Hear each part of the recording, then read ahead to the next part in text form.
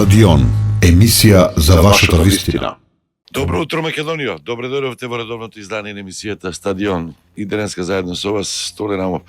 Знам дека сакате да зборувате сите и да се јавувате, се разбира да зборувате за груби. Тоа е топ темата за минатата недела.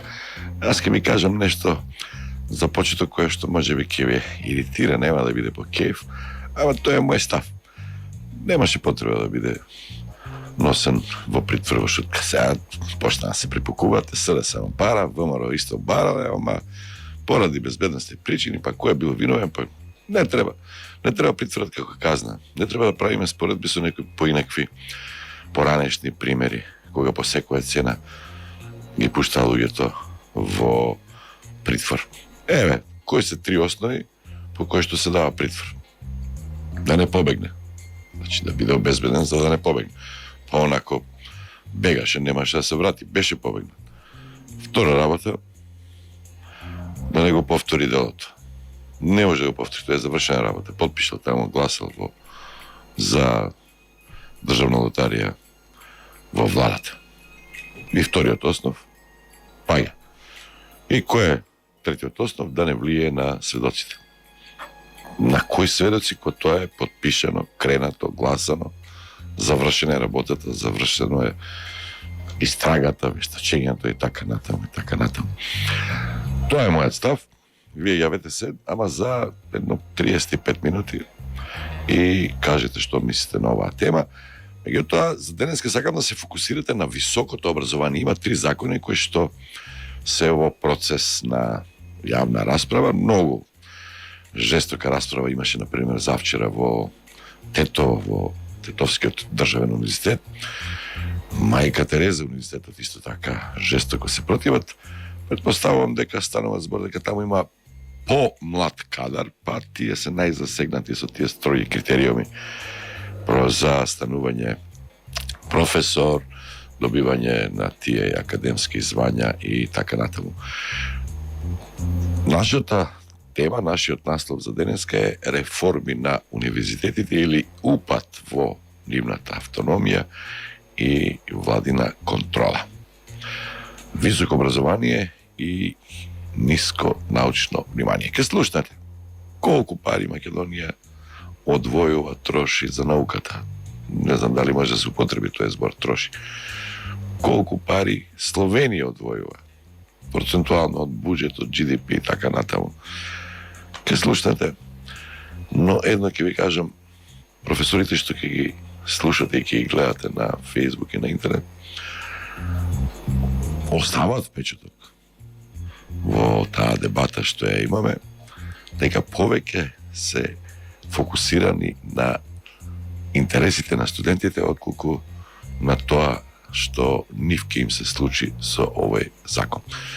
Слушајте на оваа тема дебата со Самуил Малчевски, кој што е еден од пишувачите на тие закони, инаку е од Институтот за сточарство.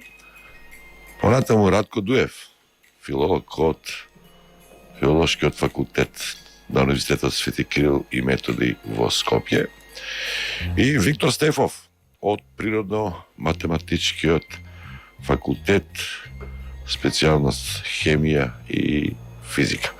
Да ги слушаме тројцата професори. Стадион, емисија за вашата вистина. Прво со господинот Стефов. Вие предавате физичка хемија. Мене како лаик не ми е јасно и физика и хемија, двете најтешки работи, плюс математика ако има. Професоре, зошто вие сте засегнат, ако според она што како впечаток го имам, природните науки не се бунат премногу. Они имаат широко поле и за импакт фактори, и за истражување. Повеќе се засегнати и повеќе се бунат општествените науки. Кој е вашиот став во поглед на тоа? Или настапувате вие претежно заедно со НАКС? Тоа е независниот академски синдикат и тука ги застапувате пошироко ставовите во врска со овие реформи кои што се во процес. Значи вака, прво да кажам дека предлог законот за високо образование е комплексен, многу голем, со 200 и нешто члена. да го читаш него ти треба многу време. Тие што го подготвувале повеќе од една година, а ние што требаше да го читаме, малце да го анализираме. Една недела.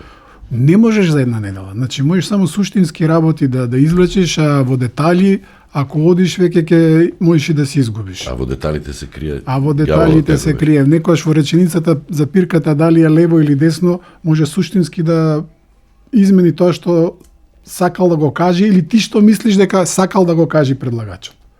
Значи има од таков проблем е гломазен и навистина ни беше тешко комплетно да го изанализираме и се уште не сум сигурен дека јас во детали знам се што пишува. Но во глобала мислам дека може да се извлечат Духот го да, чувствуват. духот може да се зборува за него и она што најмногу внимание привлече законот се критериумите.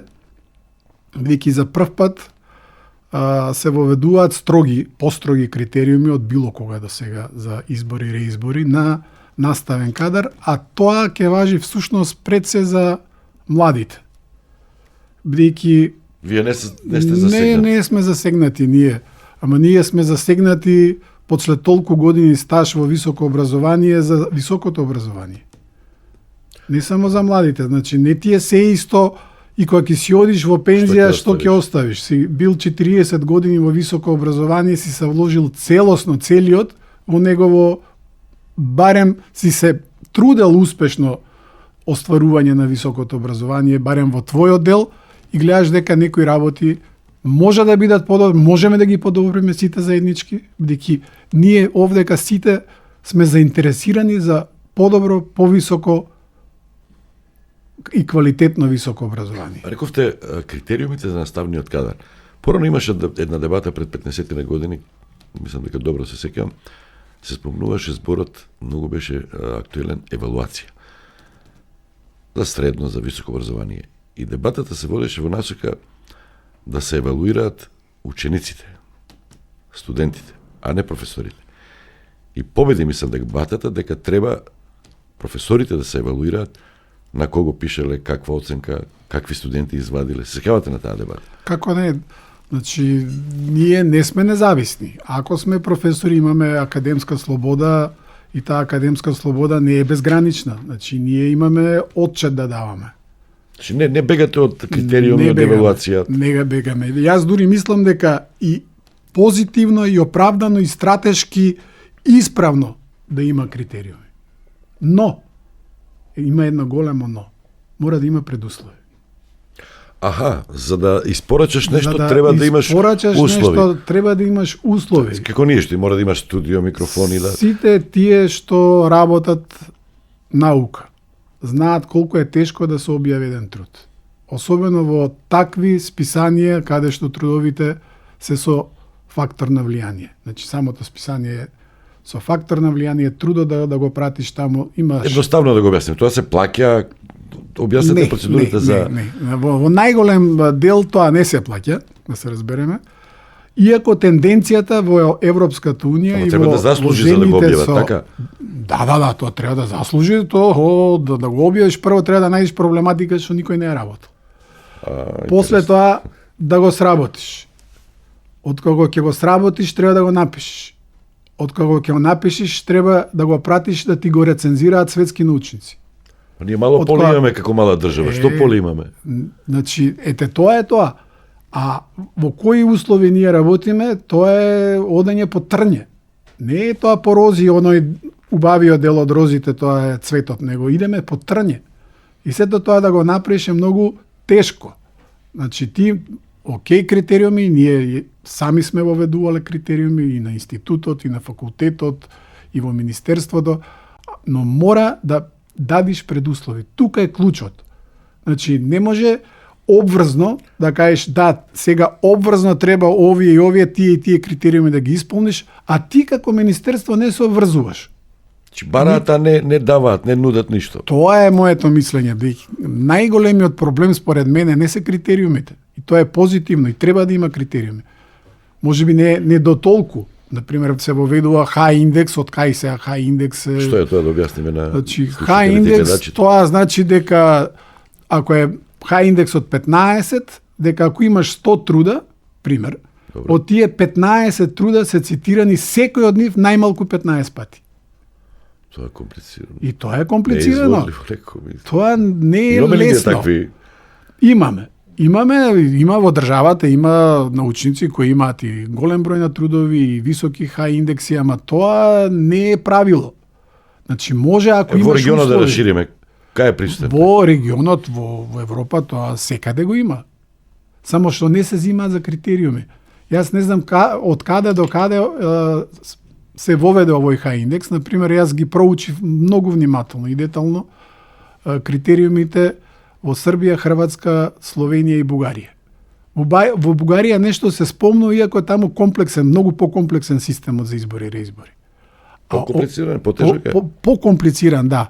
Таму имаат БАН, Бугарската академија на науките, универзитетите, тие се различни, значи, а кај овие другиве држави, Словенија, Хрватска, Србија, а сите почна од Словенија да ги копираат, полека, горе-доле, Па и разбирливо, тоа е системот, бидејќи најразвиена наука е во Словенија, и тие воведува први критериуми, бидејќи кога се осамостоија, првата реформа што ја направи Словенија е во високото образование. Не во другите сектори. Во Паметна високото држава, образование, паметна нација. тоа стане пејовник, после идниот ректор на Лјубљанскиот универзитет ги воведуваше, хемичар, го знам лично, затоа и А го добро, кажувам. имавме ова. други проблеми, знамиња, химни. 90-тите години имиња. тие тоа го правеа. И затоа се таму кај што се. Словенија има издвојување од буџет, од националниот доход 2%. Речи колку одбрана. 2% знаете колку е тоа? А ние колку За Словенија имаме сега? колку има тие доход? Околу милиарда евра се тоа на годишно ниво. За наука? За наука. Кај нас колку е сега? За наука. Качија малку? Кај нас е минорно. Ќе ги кажам после бројките кога ќе дојдеме ги имам овдека собрано. Многу се мали. Многу се мали. Значи, не е проблемот, според мене, критериумот. Проблемот е daјте услови да овозможиме за тие критериуми. Добро, јас би Во законот за високо образование, ниту во законот за научно-истражувачка дејност, МОН не си зима обврска дека ќе дава проекти на годишно ниво. Дека обврзно ќе дава. Дека инфраструктурата ќе не поправа. Дека ќе прима млади. Никаде тоа го нема. Тоа е клучот. Ние бараме, не се плашиме од критериуми. Бараме услови за работа за да можеме да ги исполниме тие критериуми. Јас се пошегувам малку, може би Трамп треба малку повеќе да инсистира на наука, но само за оружје 5% бара, од 3,5 до 5. Ние кои имаме 5%, тоа се многу пари. Од брутот домашниот производ тоа ќе биде ако имаме 20 милиарди оваа година. Ние имаме Да. Професорот Стефан, Да, апсолутно Малчевски, го право. Самуел Малчевски, Добро утро и од мене. Значи, математичар, економист, статистичар пред се. статистичар. Да, така обожавам да кажам. Бевте на славјански, можете и за приватното високо образование да зборувате, сега сте на Институтот за сточарство, така? Сточарство и рибарство, да. И- Значи, Словенија во овој момент има 72,9 милиарди БДП, ние имаме 16,9. Или ако земеме по жители, Словенија има 34.000 долари, ние имаме 9.000 БДП по жител. Значи, Per capita, од прилика горе долу, тоа се последиците ако ние сакаме да имаме високо образование во кое што ќе вложуваме и ќе се развиваме понатаму. Заборави да кажеш, дел сум од Националното координативно тело за реформи во високо образование, наука, истражување и развој. Тоа беше второто прашање или констатација. Вие сте еден од ретките кој што е познат. 60 на професори имале што учествувале во Не овој се- процес. Вака, Ама националното... никој не ги знае. Јас знам од ветеринарен факултет Пендовски, Топузовски од медицински, вас ве познавам. Другите, зошто е толку проблем да се знаат луѓето, ако се професори уште подобро? Значи, они не можеле самите против себе и против високото образование да одат. Структурата на Националното координативно тело води председавачко, што е актуелната министерка. Во нејзе политички функции се актуелниот заменик министер во оставка и националниот координатор за реформи во високо образование. Сите останати се представници на универзитетите, се делегирани од универзитетите, од Македонската академија на науки и уметности, од Националниот совет за високо образование и представници на студентите. Телото брои околу 30 луѓе. Да. Плюс се овие 60 што ги зборуваме, некои се преклопуваат.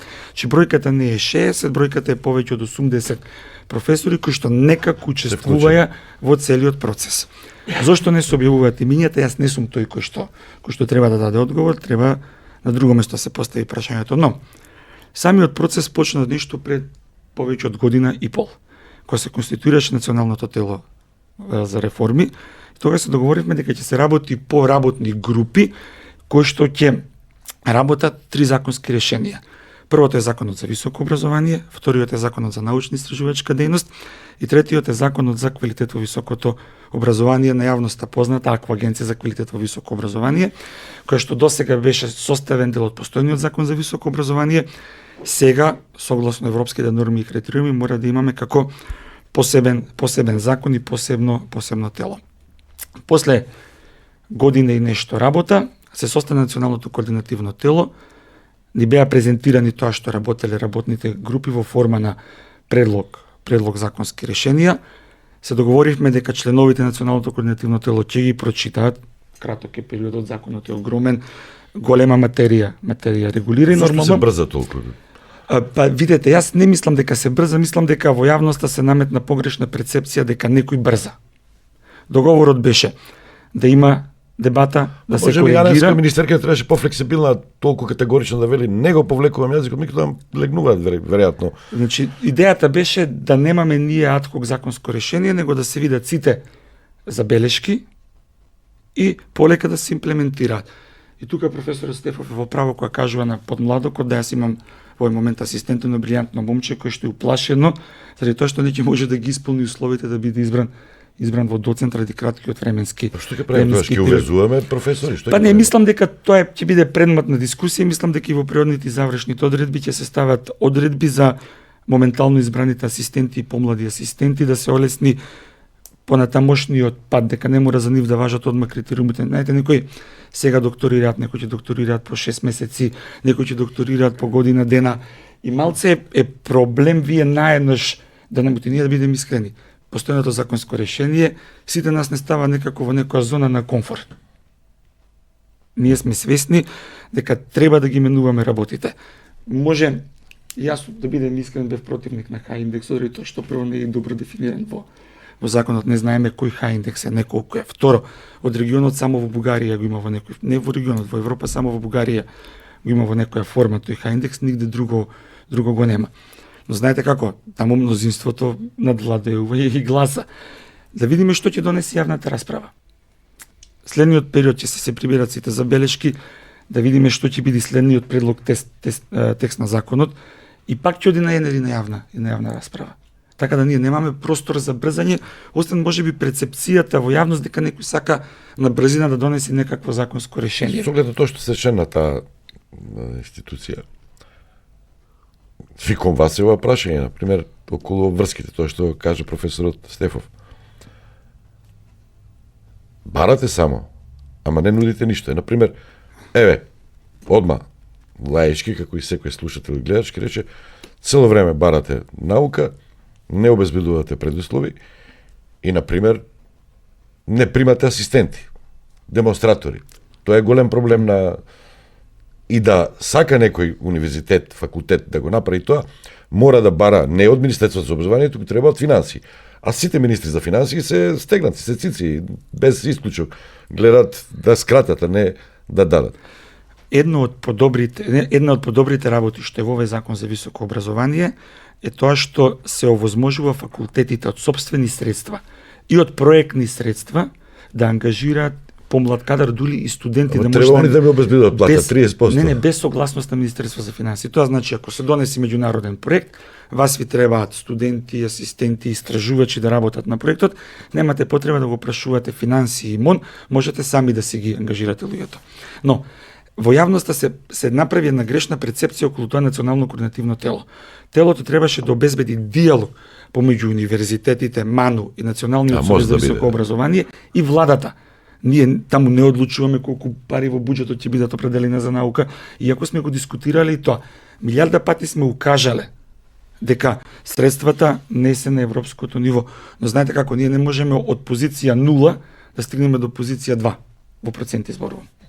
Има таму бројки кои што ни беа презентирани, 40 проекти минатата година биле доделени, 3 пати биле зголемени средствата за трудови со импакт фактор, 2 пати биле зголемени средствата за научни конференции во 25-та визави 24-та и 23-та. Зборам, тоа се бројки кои што ни беа презентирани, но пак може професорот Стефов е тука во право, законското решение не го обврзува министерството. Иако ни дадоа пристап до базите Web of Science, до Scopus, можеме да ги читаме трудовите, да ги гледаме списанијата, но се во овој момент тоа е гест на добра волја од актуелното раководство во МОН и во владата. Ние не сме сигурни дека утре, задутре, по година дена или по 3 или по 5 пак имаме таа гест Не на мислите добра дека волја. премногу голема моќ се дава на министерот во целиот овој процес, ако се донесе овој закон, затоа што секакви министри, може да дојде некој министр кој што воопшто не е заинтересиран. Може да дојде некој министр кој што е од науката и кој што ќе го турка процесот и многу повеќе, ќе го надградува. Напротив, мислам Која е дека сигурноста тука? мислам дека голем дел од обврските кои што претходно ги имал министерот за високо образование, за образование, под чисто сектор спаѓа и ние високото образование, сега се префрлаат на Националниот совет за високо образование. А каков е составот на тој? Мнозинство имаат универзитетите. Власт, Значи, или? универзитетите не. Власта има своји представници и членови, но мнозинството се членови од МАНУ и од Интеруниверзитетската конференција. Тоа било секогаш така, дека ние нешто ново сме измислиле во овој закон и во претходниот закон беше истото решение. Интеруниверзитетската конференција заедно со МАНУ имаат мнозинство во тоа тело. Колега Молчевски, мислам дека добро прашање е тоа. Што ако дојде министер кој не е заинтересиран за наука? Никакви обврзувачки Политичка дејства од функција наука нема. може да биде Еве еден пример. и без високо образование. 15 години до ланската година немавме конкурси за национални научно-истражувачки проекти. Единствена држава во Европа. 15 години, тоа се 150 години во наука. 15 години за некаде, тоа се 150 години во Не ги наука. распишува, обврска им беше. Нула. Законска Нула. обврска е тоа. Нула. Обврска е тоа. Тоа е Па, тоа бараме тоа е сега да кривични пишува пријави дека треба. ќе Само објавува. малку. Тоа сите викаат дека буџетот за наука кој ќе дојдат на власт ќе биде околу 3-3,5% од Тоа е фантазија. а на крајот 15 години да затимавме близу нула. Близу нула. Сега имало некој успел некако да се избоксува, некако да добие, ама тоа е изолиран случај, не е правило. Професоре, лабораториите државата ви купи или некој спонзор, некој од овие бизнисмените кои што има потреба од лабораторија, од бизнисот, дуално образование и слично? Вака сакам да кажем дека има позитивен тренд. Значи факт е дека буџетот за наука се зголемува. Значи долго време стагнираше, сега некакви средства се зголемија. Факт е дека тоа што академската заедница бараше да имаме пристап до двете најсветски најдобри бази на податоци научни, Scopus и Web of Science, ги имаме. Тоа е првиот чекор кога работиш наука, прво е пребарување на литература. Ти ако почнеш нешто да работиш, а некој друг ти го сработил, а ти не си го пребарал тоа може години работа да отидат во вода. Така да тоа сега го имаме. Факт е дека минатата година се распиша проекти. Каков е начинот, краток Ги род, бира- не знам што, тоа е друга приказна. Ја имам замерки за тоа, ама пак го сметам за позитивно. Добро е што има распишано конкурси, 40, не се равномерно распределени. Ако природните науки даваат аутпут во целокупната меѓународна наука околу 20-30% на државно ниво, а добиваат на природно-математички факултет доби само 3 проекти. Како? Како 40 Може да и биле проекти? добри проектите се. Значи, ако ние даваме најголемиот рейтинг на УКИМ, најголемиот рейтинг на УКИМ доаѓа од природно-математички факултет. А како само 3 проекти? Значи, тука нешто мора да се размислува во таа насока да се менуваат. Мора да се поддржуваат, да се буткаат подобрите. Тоа зборевме неофицијално вака пред емисијата, дека ние цело време се занимаваме со лошите. Со лоши студенти, со лоши факултети, со тие што не работат, со тие што немаат научна актива. Дајте бе со другите добрите, се дајте добри, да ги нема буткаме потреба. добрите. Кога ги читам законите, првим гледам кадровска автономија, автономија и студенти. Значи, мојот став, ете, ако сте го читале тој мојот текст, е дека ние постоиме за студентите. Зошто се тие критериуми? За да имаат професори кои ќе следат најнова наука и студентите ќе добијат најсовремено образование. Од друга страна, кадровската автономија, која што има некои позитивни, овој став 2, но проблемот е што во став 3 ќе пишува дека за реализација проекти финансираат собствени проекти и донаторски средства, може да се ангажира или вработи настана каде на определено време, исклучува за време трајање на проектот во согласно со закон и со условите кои што ги пропишува државата. И сега, од моето искуство, тоа го знаат и... Значи, кој ќе заврши проектот, завршува и Не, вработувањето и гледате, ангажманот. значи јас ќе зборувам со примери за да биде јасно на јавноста, бидејќи знаете тој е наш академски речник, можеби е малку нејасен за вашите гледачи. Значи, што значи ова? Имавме еден проект Хоризонти, убав проект кој што ние бевме партнери, каде што целта беше постдокторски студии и вработување на лицето кога трае проектот. Од Министерството од финансии вика не може. Без согласност со Министерството од финансии не може. Финансиски импликации, како Да, ма чекајте, значи сега проблем во законот го имаме, но дали тоа ќе синхронизира со останатите општи закони и со законот за буџетско работење? Сакам да кажам, каде ги гледам јас проблемите? Не во самиот закон, туку како декан тоа многу пати го доживеав, имаме навистина проблеми околу останатите општи закони, како пример, законот за работни односи вели 4 месеци трае конкурсот, законот за високо образование е 6. И ние постојано имавме мака во Бирото за вработување да им објасниме, за да можеме да го реализираме вработувањето. Така што е многу важно, да тие сите законски решенија што ние не успеавме овие 3 децени да ги направиме, да ги усогласиме, за да универзитетот, тоа значи автономијата, да нема пречки, да немам јас пречки ако аплицирам за проект и како потоа ќе го реализирам проектот. Се случува, бевме носители на еден голем меѓународен проект, каде што ние треба на партнерите да им префрлиме, да кажеме, 200-300.000 евра. Ректоратот вика немаме план. Немаме план, Министерството на финансии не му дава план. И сега мене ми заканувачки писма колегите од Данска, заканувачки писма од Естонија. И сега јас во медиум се гордеам дека ние имаме таков капитален проект, но што кога јас не можам да го реализирам. И најлесно што прифаќавме улога да бидеме партнери, бидејќи ние сме научени да чекаме, а странците не се научени. Каде ја гледам таа финансиска автономија? Бидејќи финансиската автономија не е да биде анархија, да се разберем. Финансиската автономија значи да им ги одврзете раце на тие ректори, декани, професори да работат, а од друга страна да си направите и систем за контрола кој ќе ги контролирате. Мене што ми е спорно во целата ситуација? Значи, ако броиме во стариот закон повеќе се спомнува министер и министерство од новиот закон. Но не гледам решение во... сега не се, сега многу пати. Добро, во стариот тебе јас имам 120 пати, сега некаде министерство 90 пати, значи некаде околу 30 пати помалку. Но што е проблемот во таа автономија која што мене ми смета?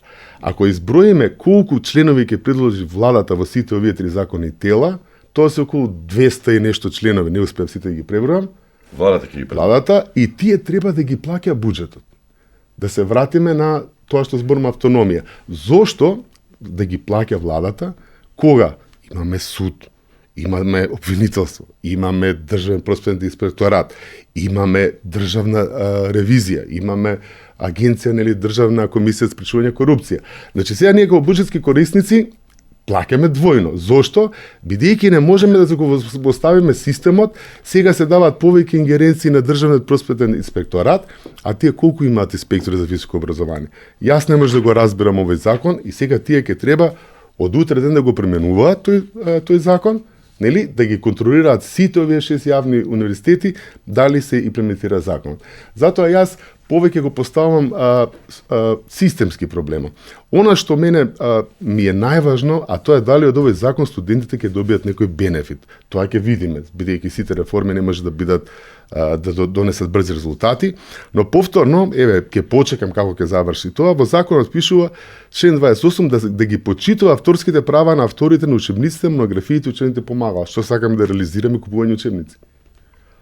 Ме разбирате што сакам да кажам? Значи, студентот мора да биде центарот на се, оставете ги професорите. Важно е какви професори ќе предаваат, но резултатот, продуктот е токму студентот.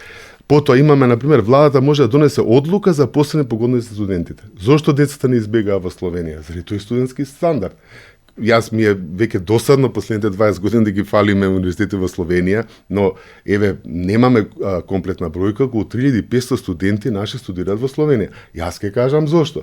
Не само сите наши истражувања покажуваат дека најголем дел од младите, знаете тоа, сите меѓународни организации ни ги дават резултатите, сакаат да заминат од Македонија. И кога ги правевме тие истражувања на филозофскиот факултет, последна причина беа финансиите. Првин се условите на живот, а тоа е систем. Значи, јас стално кажам, не можеме ние да имаме добра држава, така, и добра влада, а да имаме лошо образование, лошо судство, лоша медицина. Така што... Да ја потсетам, таа бројка пред 2-3 недели беше објавена. Мислам дека еден професор ја кажа. Повеќе студенти битолчани и битолчанки има во Словенија, 600, мислам дека со таа бројка се оперираше, отколку во Битола. Односно, видите, јас и во Битола 500. Сторе, јас многу пати тоа го изјавив медиумите, јас сум сериозно загрижен. Ајде, можеби јас нема да го дочекам тоа ќе заминам во пензија, но ние лани имавме 16.000 новородени деца. Така, имаме 16.000 матуранти, а имаме 27.000 слободни места на универзитетите. Значи, јас сум сериозно загрижен што ќе се случи, бидејќи вие без високо квалификуван човечки потенцијал, вие немате иднина. Јас да се вратам на оние дебати за бизнис секторот, значи ние ни требаат инженери, така, ни требаат, но тој инженер треба да има градинка, така, треба некаде да го остави детето, треба да има основно, треба средно училиште. Средно училиште. Педагози. Така што сакам да кажам дека јас го гледам проблемот системски во високото образование, бидејќи ете имав можност да го видам.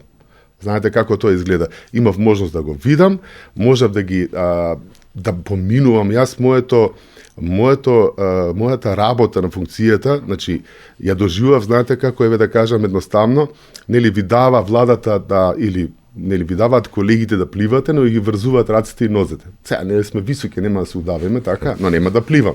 А јас велам, дајте ми да пливам, но потоа контролирате дали сум го постигнал потребното време, дали сум го направил тоа што очекував, дали тие што вложиле пари во мене, јас навистина сум постигнал резултати. Што е нашиот проблем? Ние постојано не само во овој закон, не можејќи тие институции кои што за контрола да ги ставиме под контрола, ние сите тие законски одредби ги префрламе во останатите закони. Затоа што точно дека има проблеми во високото образование, но каде нема проблеми, така? Каде нема, и во здравство гледаме секој ден, судство, но зошто ако да ви кажам на пример, да кажеме во европските земји, сега не може да споредуваме, ете како што каже и согласувам и со моите колеги, или со други се буџетите, имате закон од 60 члена, а статутите на универзитетите имаат закони од 200 члена. Но државата има независни агенции кои што секако мора да имочат и испорачуваат резултати. Сакам да кажам, јас го гледам проблемот системски, бидејќи бев дел од тој систем, гледав како тоа функционира, и јас затоа во една изјава реков дека и да е идеален системот за високо образование, доека ние не ги отстраниме тие системски грешки и не сватиме дека, зошто, еве, само што ова да го кажам, во секој извештај на Европската комисија стои дека Македонија мора да го смени начинот, застарениот начин на финансирање во високото образование. Јас тука не го гледам што ние им водиме инат. Добро, ај малку само критични да бидете. Сега, цело време 2%, и тоа е малку перцепција со која што повеќе се манипулира отколку што е веродостојна, затоа што целосна доверба е 2%. Ако прашате целосна доверба за политичарите, можеби нема ни толку да... Не, друго сакам да кажам, Ти зборува за статистички истражувања, за судството, ама нели треба и вие професорите да бидете виновни за тоа, виновни. Да чувствувате вина затоа што тој кадар од кај вас е произлезен. Ако тој нема интегритет, ама се зборува дека не е само проблемот со корупцијата и интегритетот, проблемот е и со писменост. Кај е вашата одговорност тука? Ме разбирате? Тие се ваши студенти. Може да кажам. А вие сте од друго, ама и нашата одговорност е нашиот молк. Како вашиот? Молк. Затоа што ако ти молчиш на сите овие негативни дејанија од 90-тите навака за разни работи, Генерално. Па и сега премногу не И зборувате, гледам ние на си тие ја дебатите, сносиме вината. повеќе молчите отколку што... Да не се лажиме. Ние си ја сносиме вината затоа што она што ни се случува во нашата фела, во високото образование, криви сме ние. Ама за Да каква не- автономија да не зборувате викаме ако вие само- не излегувате Да не да викаме зборувате само отворено? на овие политичарите. Јас сега ќе ви кажам еден пример. Значи, 2019 година Институтот за хемија при Природно-математички факултет дојде до дно. Што значи тоа немаш студенти пари, Немаше Струја да асистенти, платите, 18 толку 18 наставници, сите наставници, значи сите професори, ниеден асистент. Немаше кој да работи со студенти. И ние прв пат во историјата на Македонија, нова, излеговме на протест. Ние професорите 2019 година и сите студенти излеговме пред зграда да кажеме дека сме револтирани од овој однос бидејќи може да ни стават клуч. Ние не можеме вака да работиме. Како слушнаа веднаш политичарите? Стотици наредната година, стотици млади се примија веднаш. А тоа е грешка. Зошто грешка? Затоа што во тие стотици не можат сите да бидат добри. Ако ни јас немам континуитет секоја година да бирам барем еден добар кој ќе ми остане на факултетот, а ти во една година ми даваш стотици, по тие стотици може би 10% се добри. И тоа е, ама еве сакам да кажам, ако не молчиш, можеш некои работи да смениш. сакате да кажеш дека и сега не се зборува, тоа е впечатокот. Не се многу охрабрени и осмелени. Повеќе се пишуваат глупости по социјални медиуми него На што Фейсбук. се води- така, него што се води и реално. кај што те реална треба, дебата, точно кај што така. треба. Кај што треба реално Зашто да ние- излези, он си ќути. Ние видовме многу Facebook јунаци изминатиот Точно период, така. ама на јавните дебати на универзитетите не Ги нема. застана никој да Така каже е. со факти, со аргументи Така е. што е за...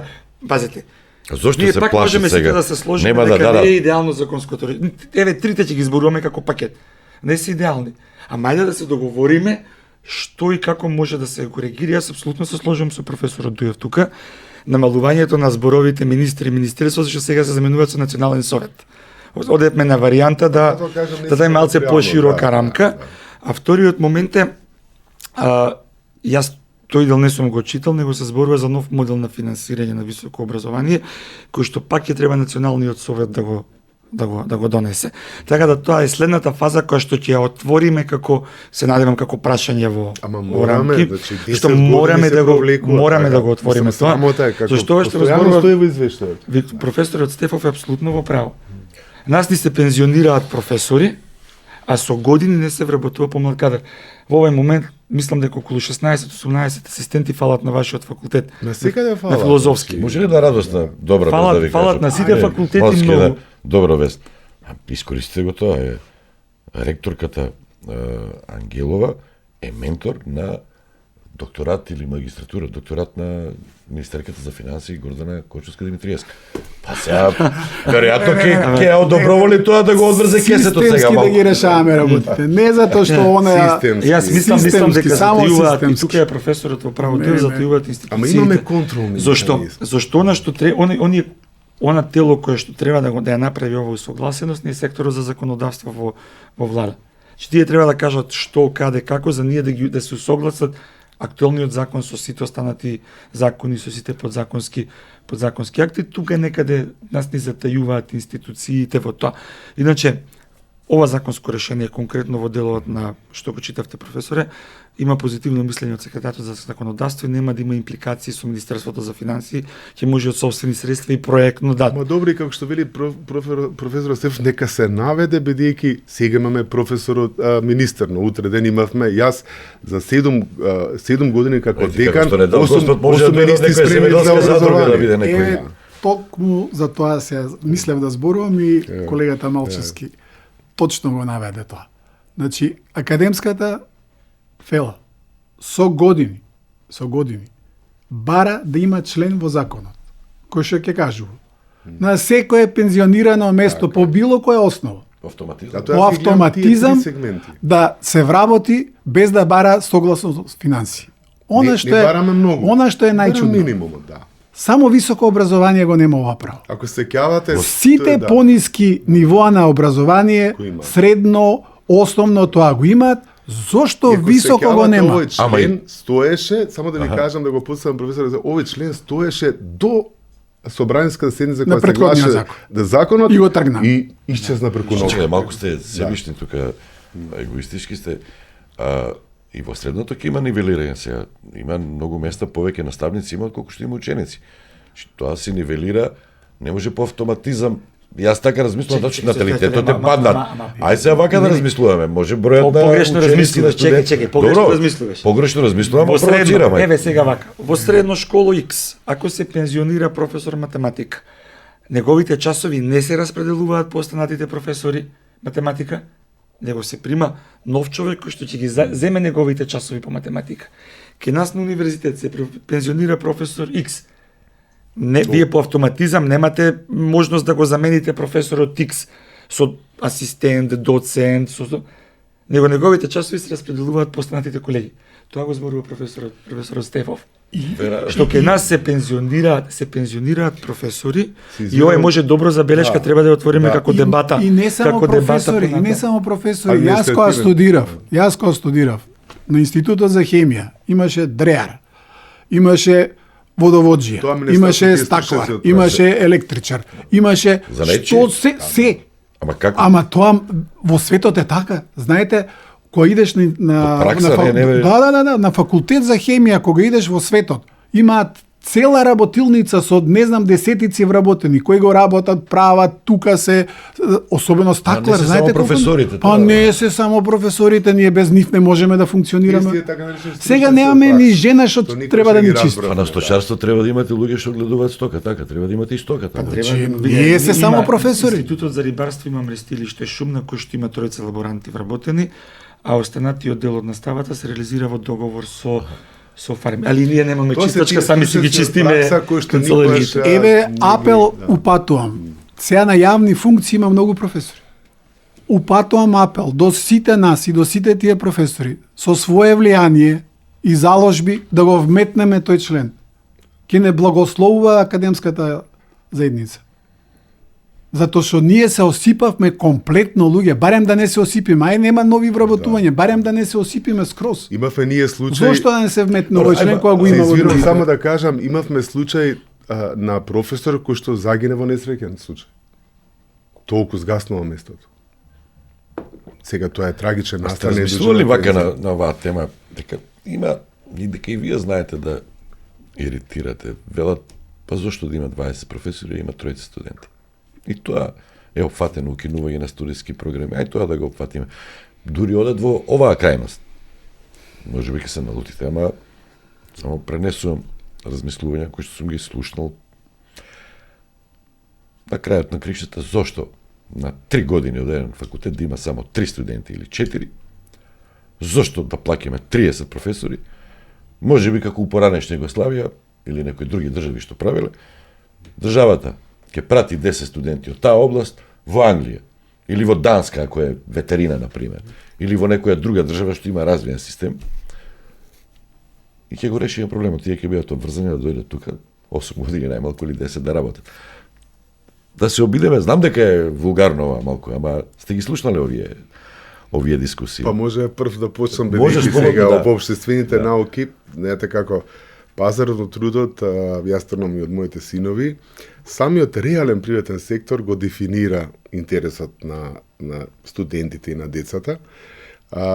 Еве да кажеме што е недоразбирање.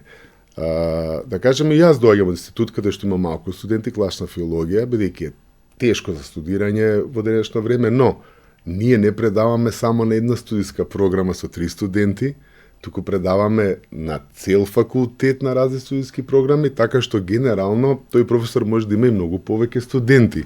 Така, сакам да ви кажам... Не, јас имам одговор веднаш за каков идентитет, за каква самостојност, Да, но- независност но- зборуваме, ако изворно немаме некои работи. ама само би сакало да го појаснам. Пак тоа е тоа на разбирање високото образование. Значи, ние сме научно наставна институција. Значи, покрај наставата, вие морате на некој начин да развивате и наука, која што наука може да донесе невидеи резултати за државата. Само да ви да кажам еден пример, тој постојано го пренесувам, бидејќи е многу убав пример, што значи наука. во данската економија за време на пандемијата, кога цела Европа западна во рецесија, плюс и украинската криза, на факултетот во Копенхаген е измислен лек, Novo Nordisk, за слабење и за шеќер. Заработувачката на таа стартап компанија фармацијата е 576 милиарди евра и ту еден пронајдок, може би немале многу студенти, ја спасува данската економија. Значи да не забораваме, ветерина има 6 студенти. Кој еден од пронаоѓачите на факултет за ветерина има 6 студенти. Што значи да немаме ветерина, ме сваќате? Колега Дуев, кога спомнавте, убаво е да се каже ова, дека еден од пронаоѓачите на тој лек е наша македонка, на Мојсов, керката. На Лазар Мојсов. Да. Така да она стана и почесен член на УКИ. Сакам отворено да разговараме. Овие работи, затоа што ќе фатаме заплатите малку проблемите кои што настануваат во тој дел. Е тоа што ние конкурсите за упис на универзитет, на факултетите и на универзитетите од година во година ни се препишуваат. Не ја следат реалната потреба на пазарот на труд. Нема реалната бројка на миграции и тоа е се во Завод за статистика. Така е. Може лесно секој да ги провери. И плюс ние имаме во голем дел студиски програми кои што некако ни се поклопуваат, па два различни факултети имаат иста студиска програма, називот само им е нешто малку модификуван или сменен. И апсолутно за да станат поатрактивни. И апсолутно е погрешна перцепцијата дека ќе се укинуваат студиски програми. А така апсолутно нема цел.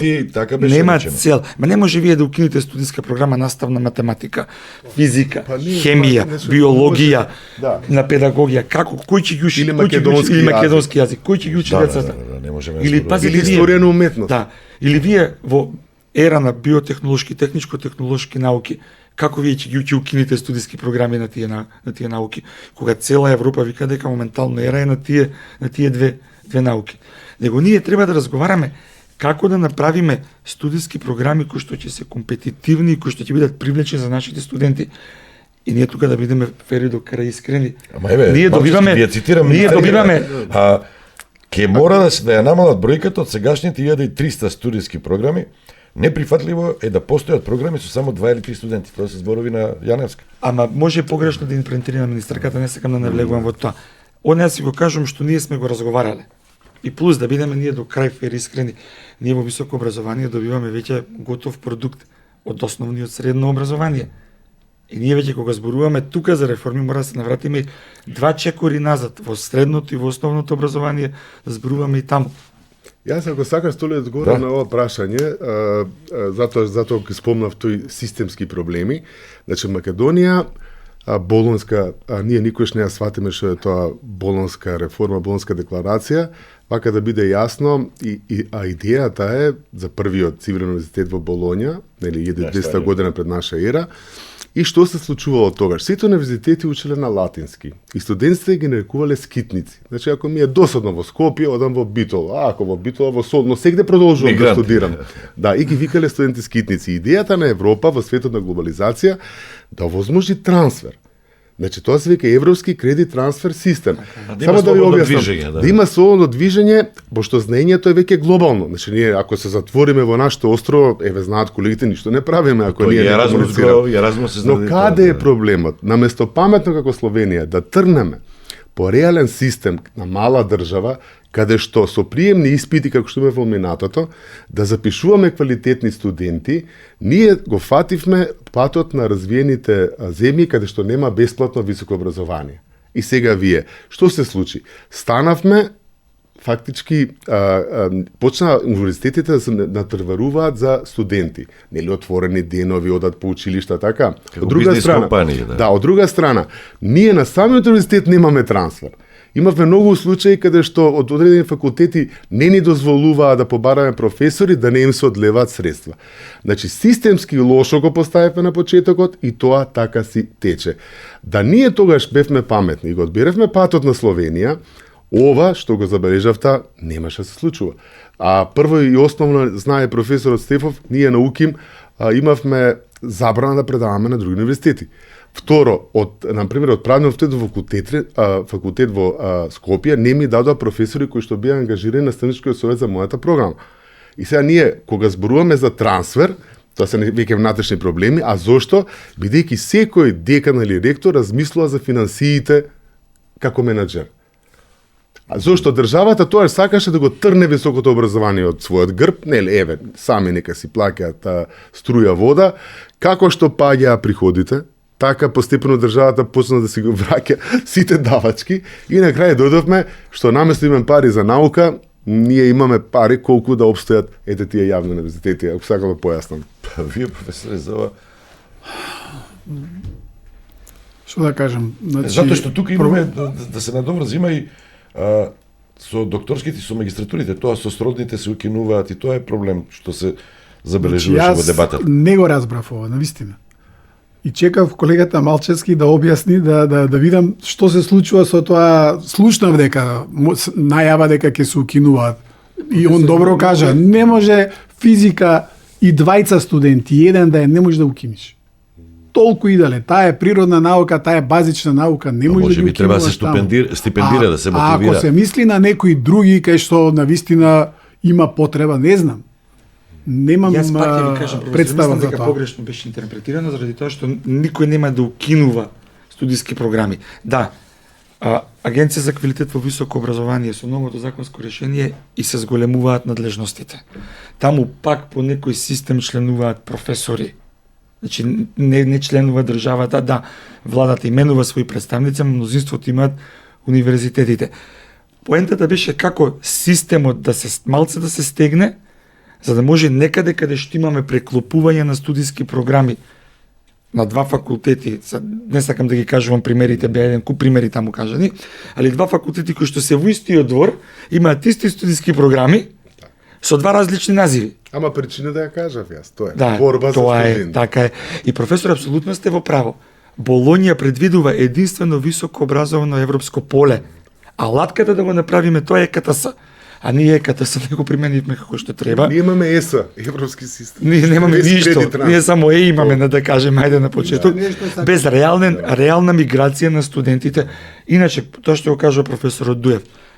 Еве ќе се имам предмет статистика. Не сакам да го слушам ке професор X. На мојот факултет сакам да го слушам ке професор Y на природно-математичкиот факултет. Јас одам, си поднесувам, го слушам, го полагам се враќам на мојот матичен факултет, викам јас го имам предмет положено предметот статистика, ми го признават, тоа е КТС практично. Стадион. Емисија за вашата вистина. Тоа беше првиот дел. Радко Дуев, Виктор Стефов и Самуил Малчевски. Денеска има една многу битна, поважна тема, но не може ние да чекаме и да прогнозираме, да знаеме кога Трамп ќе одлучи да го нападне Иран и за денеска да подготвиме да имаме таква емисија. И има време, наредната сабота можеме да правиме. Инаку, информациите се следни. Операција Епски бес се истура врз Иран. Трамп ги повика иранските војници да се предадат или да умрат. Имаме и враќање одма од иранската гарда, лансиране ракети со фокус на Тел Авив. Тие треба да патуваат веројатно за 10 минути, 20 ќе стигнат. Ако веќе не се стигнати, сега не знам според кои рокови ова го вестите не се баш толку свежи и брзи колку што може да бидат брзи ракетите и бомбите. Дојде време да се одбрани татковината. Изјави официјална лица од Иран по нападот од Соединените американски држави и Израел. Сокрите се во темница, барајте помош во македонската амбасада во Израел, ако ви е потребна, нема летови. Обезбедете залихи и одете во скривниците. Или предадете се, или умрете. Трамп истура епски гнев врз иранците. Тоа се тие информации со кои што располагаме. Во наредниот дел помеѓу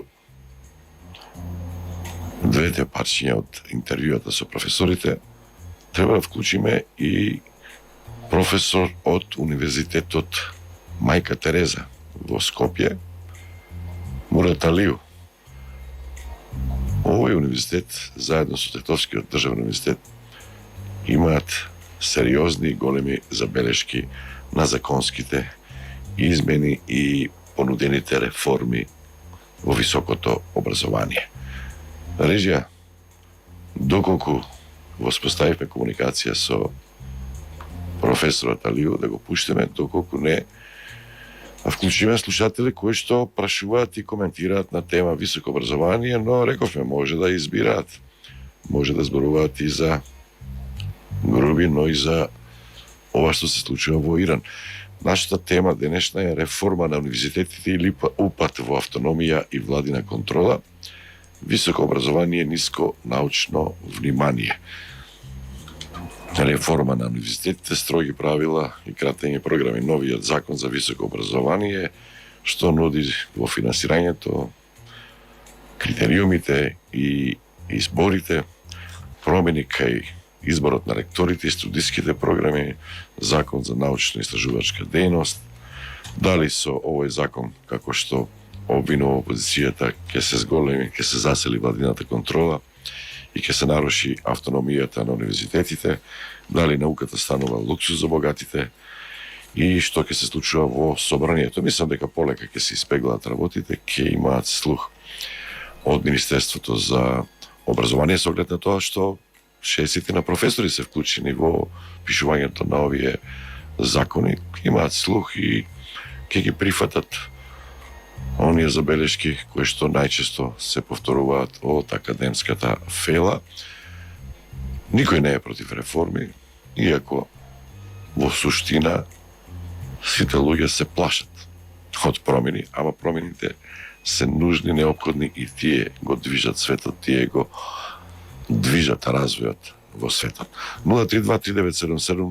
032-3977-07397727, тоа се нашите телефони. Доколку имаме слушател да го вклучиме, повелете. Доколку не, за некоја минута да продолжиме со интервјуто со нашите професори. Радко Дуев, Виктор Стефов и Самуил Малчевски. Продолжуваме со интервјуто. Стадион. Емисија за вашата вистина. Професори, меѓу првите за на шангајска листа, кај сме ние? Има на некој рейтинг за на шангајска? Нема. Кај Во првите 2000 нема. Може ли да зборам на таа? Ајде, и јас Не, Ајде, прво. Потребни се околу 1200 трудови годишно, додека македонските универзитети објавуваат само 300 до 500 верикаци. Може да имам Не податоци. вака се. Ајде, Столе, добро објасни се. Зборуваме, ти зборуваш за видливост, не зборуваме за вкупен број на трудови. Вкупен број на трудови е многу поголем од 300 и 500, ама не се Цитирам видливи, само, да. Аха. бидејќи ги нема на Web of Science и Scopus. Извинете, професоре, само мало. Јас ги имам тие некаде овдека. Само каде ми се. Слободно ќе Ги бројките. Јас се потрудив, малку беше времето, ама за ден и пол некои работи Аха. ги пребарував. Значи, што се однесува до листи, рейтинзи на универзитети, има различни. Има разни. А до шангајската. Сега шангајската е најповикана, најмногу извикана, што се вика. Но не е само таа. Ние не треба да заборавиме. Покрај сите слабости што ги имаме во високото образование, сите ние сакаме подобро високо образование, по квалитет. Тука ќе бидам критичен кон вас. На оваа тема пред една година правев исто некој интервју и испадна дека и по другите листи, сега не можам точно да се сетам која листа беше за рейтинг, Универзитетот за Кирил Методи не беше многу добар. Штипскиот универзитет УГД, Универзитетот Гоце Дочев, беше на повисоко место од Универзитетот за Кирил Методи. И вие бевте пристапували. Не. Еве сега ќе ви Добро, сега кажам. малку да. Сега ќе ви кажам.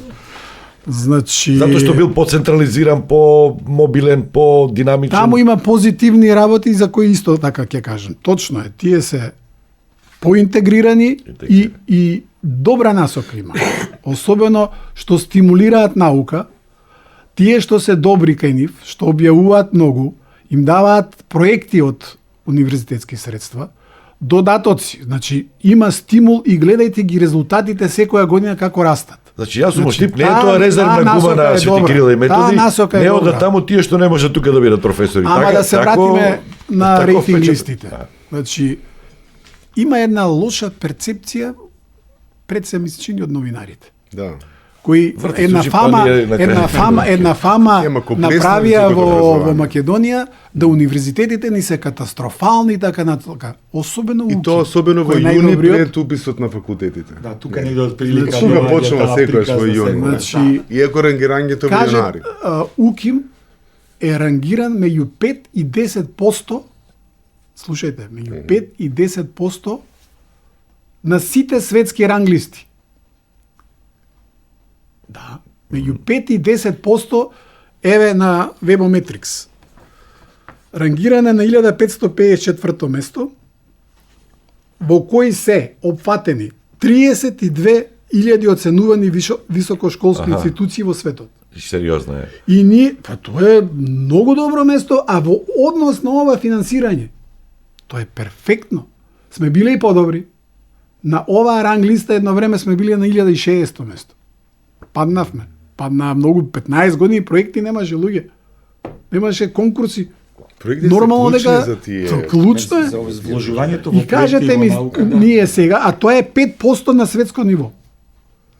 Кажете ми област во Македонија која е во 5% најдобри во свет. Со новинарски трикови сега. Еве, пошто Извини, ти пошто почна сме седна со пошто тројца сме професори, трпи напаѓани, се. А можеме и со значи спортски ние жанр. кажуваме многу негативни работи, што ни се случуваат, што сакаме, ама веднаш еве новинарски ја прашам. Ова сега што го зборувате, оваа листа. Да. Мерејќи се со другите универзитети во регионот, пак сме многу подолу. Значи, вака, Белград, Љубљана, Загреб, Софија. јас една друга работа кажам. Ајде. Не има, ама Еве една мерка што е најреална. Колку по студент се финансираат таму на тие универзитети? Дајте ми ја таа бројка и дајте ми ја бројката на УКИМ сигурно сме и јас секи ви кажам. за жалење. Значи, немојте Харвард да ми го дадете, немојте да ми го дадете Љубљанскиот универзитет, Загребскиот и Белградскиот, кај што се многу поголеми вложувањата. Еве јас ви кажав, во една цифра над милиарда евра на годишно ниво се вложуваат во наука во Словенија. За наука се даваат некаде околу 700 и нешто 823,4 милиони денари. Тоа се 13,5 милиони евра од буџетот.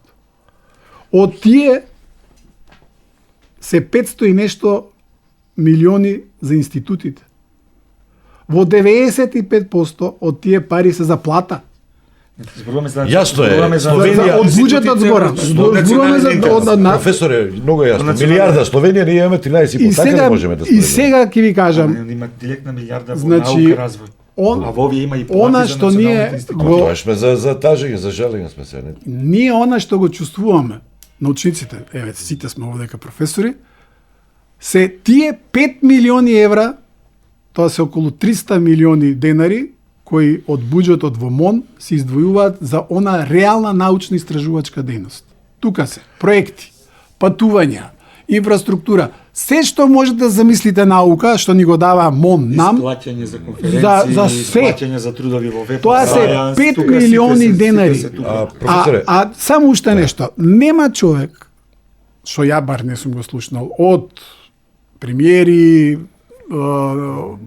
овие кажете ги министри и така натака, кои не кажува дека приоритет е науката, високото образование и така натака, а ние работиме со 5 милиони, тоа се сега зголемени. Тие се пред прошлата година беа 150 милиони, сега се 300. Така, дуплирани се. Дуплирани се од прилика на во тој Професоре, да се надеваме дека другата година ќе бидат дуплирани, пак па некако ќе И почнеме трендот уште да го нешто фатиме, во врска го фатиме со ова, дефинитивно. колегата без Малчевски сериозно многу- инвестирање во наука, ние не можеме да очекуваме дека ќе бидеме на сите тие листи. Еве многу пати го спомнуваме Националниот совет за високо образование и наука. Еве јас ги испринтав предлог национална програма за високо образование со предлог мерки. Значи јас не сум учествувал. веројатно и акционен план има. Ама со 90% од работите се сложува. Не сум учествувал. Значи таму имало паметни луѓе што ова го оставија. Ама не се имплементира. И ете, тоа сакам да кажам. Јас очекував сега една сериозна координација меѓу Националниот совет и МОН и сите овие добри препораки да се имплементираат во Законот за високо образование и научно-истражувачка дејност. Клучот го нема. Сите бараат фонд за наука. Тоа е клучот, бидејќи ти ако ствариш фонд за наука, што го има во Србија, што го има во Словенија, што го има во Хрватска, Како посебно, како посебно тело, дури независно од МОН. Да, во Словенија е независно. И тие се независни, зошто се независни? Затоа што коне која независен, на тим има буџет. Он е обврзан секоја година да дава проекти. Он е обврзан да има програма за млади. Он е министерот А кај нас се сето тоа, знаете, во Министерството Или за образование ректорите. и наука, каде што фала Богу го постои тој збор наука, иначе најголем број од луѓето викаат Министерство за образование, што е факт. Ако ти учествуваш со 1,9% од целиот буџет во Министерството за образование и наука за наука, какво е тоа Министерство за образование и наука? Она што фелата очекуваше. Кога дојдоа Министерство за градинки, не, за новата, школи и за значи се факултет. формираше нова влада. Фелата очекуваше Министерство за високо образование и наука. Се оформи Министерство за спорт, окей, значи имаат приоритет, сакаат и спорт да се развива во Македонија. Зошто не се формираше такво министерство? Затоа што А може во би за Министерство за Министерството за наука образование и само да наука, еве прашајте ја некојаш министерката, 90% од капацитетот и времето го трошат за средно и основно образование. Нема време за високо, а камоли и за наука. Ние кои би имале свое министерство, Како што има знаете ли колку работи би се подобрили? Еве, Тогаш беше апел Министерство уште за еден наука. Да. до Само сите, наука. да ги Влада слушнат беше, сега сум- сите овие забелешки од нас, да се вметне во Законот за научно-истражувачка дејност. Професоре, Фонд за наука, фонд за наука бараме. НАКС, што има друго вашиот синдикат Значи, академски? знаете, НАКС е синдикат кој има членови како и други синдикати со различни мислења. Бро, вас би требало повеќе да ве засега платите. Сега и вие почнете да иритирате кога ќе треба да се зборува за плати, култура и образование. Што сакаат, земаат по 140.000 плата сега. Ајде Ќе за почнат одма да ви ги ајде мерат. за плати. Да ви ги мерат тие. Ајде за плати. Нешто што е позитивно што се случи во високото образование последните години, Тоа заради колективните договори. дека така е, дека синдикатите А неоти многу ве сакаат. синдикатите си ја завршија својата работа. И прво почна со НАКС, во соработка со СОНК е потпишан првиот колективен договор во високо образование после осамостојување. Единствена бранша која немаше колективен договор беше високо образование. Земате многу ниски плати, така. Плата знаете ли како зимав? Имаше во СРМ еден фонд за наука и со некои коефициенти кои ги прашувавме во МОН, од кај си овие коефициенти вие што ги множите по која основа? Од Социјалистичка република Македонија беа коефициенти. Сега се сменија. Па тоа е извештајот И на Европската комисија. после тоа и тоа синдикатот на УКИМ, како што се нарекува, исто така имаше допринос, не мал Дека земате околу 40.000 пред години. 35-40 илјади. И сега се зголемија платите, се врати достоинството, тоа е позитивен чекор, дајте идеме напред. Ма сега Идеме за одиме друга сега работа. велат што сакаат они. Ама чекајте Два само- студенти ја зема 140. не е само за плата, Ама не е само не. Имаме и научно-истражувачка работа, и стручно Значи, апликативна работа, значи Прво не е тоа да, не, само први ние. да не е разграничиме само и на- Професоре, во Да. извинете само уште Кажа малку. за плати, Во да. овој закон за високо образование се ставени коефициенти, не велам дека се идеални, ама се ставени и одредени коефициенти за да не се вратиме пак на таа позиција која што било претходно. Тоа е А окей. како Значи, заштита да биде. Тоа е Да окей. барем малце да оди Столе, не може гладен човек да работи наука. Не, ве разбирам јас. Не може човек кој што Ја го не е поддржувам сигурен да тоа, вие работи што него, наука. јас ви зборувам Кој што не сега- е стабилен да работи Затоа што е наука. владата сега носи за функционерите да не ве опфати, вие сте одвоени. Судиите и обвинителите се бунат, нели сега ги намалија коефициентите. Помина првото читање, да не ве фатат и вас таму, за тоа велам. Ние имавме помали плати од сите нив 1:3. Долги години. Долги години. Децении. Не Универзитетски долги професори. години, децении универзитетски само- професори. да, Ако би Така е. можел за платите, за да биде јасно на гледачите, бидејќи постојано го слушаме ова, нели, што сака толку и големи плати. Сега може да зборуваме нели за тие помали суми, не се тие што ги спомнате вие, затоа што јас и колегата Стефов имаме долго стаж, нели. Ако го трнете стажот, А мина труд, да. ако еден нов сега, да кажеме стен се вработи, тој малку ќе ја надмине просечната плата. Значи да бидеме реални. Значи Сега повеќе од 40 и нешто. Да, значи малку ќе ја премине. Значи ние зборуваме за редовни професори, но патот да станете редовен професор е долг и знаат колегите како се станува. И само да напоменам, во Америка и во европските земји имаат голем проблем да ги задржат професорите, бидејќи универзитетите не може да понудат големи плати, бидејќи силниот реален приватен сектор нуди повеќе. Што прават? Професорот секоја трета година има сабатна година, платена од универзитетот да истражува, да патува и да пишува. Сакам да кажам која е позицијата, статут на професорот и ние што направивме со многу големи стални законски турбуленции.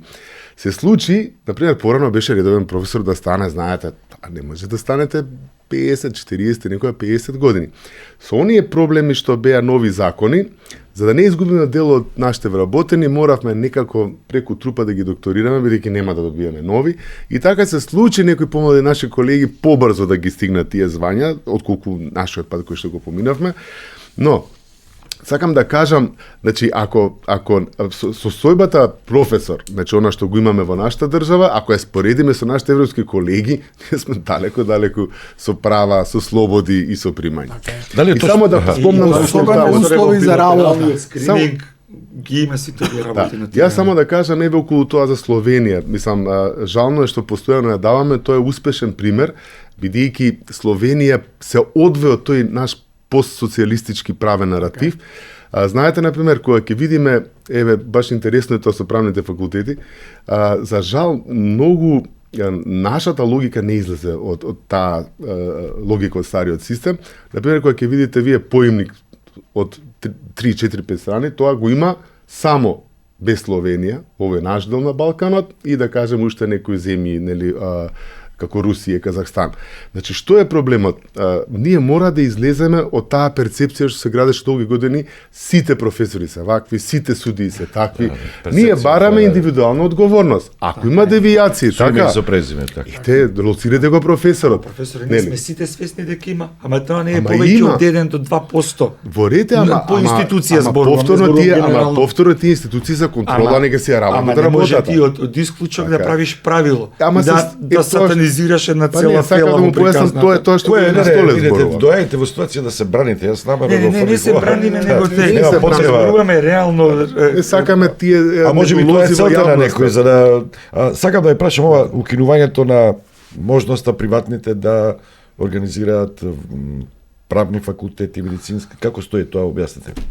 Видете, Тоа е само така нафрлено во, за да сам, се во самото законско решение постои нешто што се вика регулирани професори или национален интерес, кој што работната група кој што го работеше тој дел од законот сметаше дека треба некои ограничување да има како кои е све одлучено? сме Зошто не и ФДУ, например, уметност, зошто не и глума, зошто не и Зошто не и градежен факултет, например? Зошто Јас не и имав градежен, да. муабет со колега од градежен факултет кој што ви кажа зашто ние не сме спомнати кога е спомната архитектура.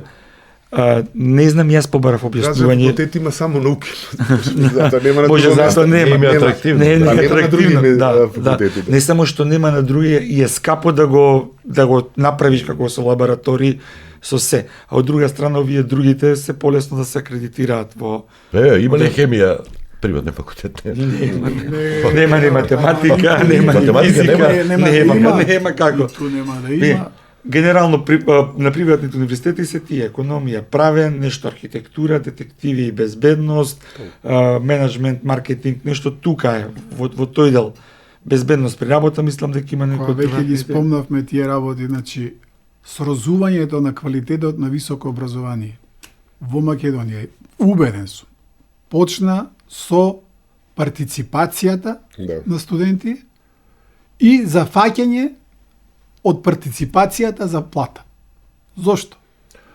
Затоа што Гледаше да се комерцијализирате, гледаше точно Тоа што така. го спомнав. И ние кога Избравме почнавме грешен да се модел. Ние комерцијализираме, бевме млади. за да тогаш. соберете бројка, за да собереме бројка, почнавме Па да има магистратура и почнавме да докторат. трчаме во наводници по студенти.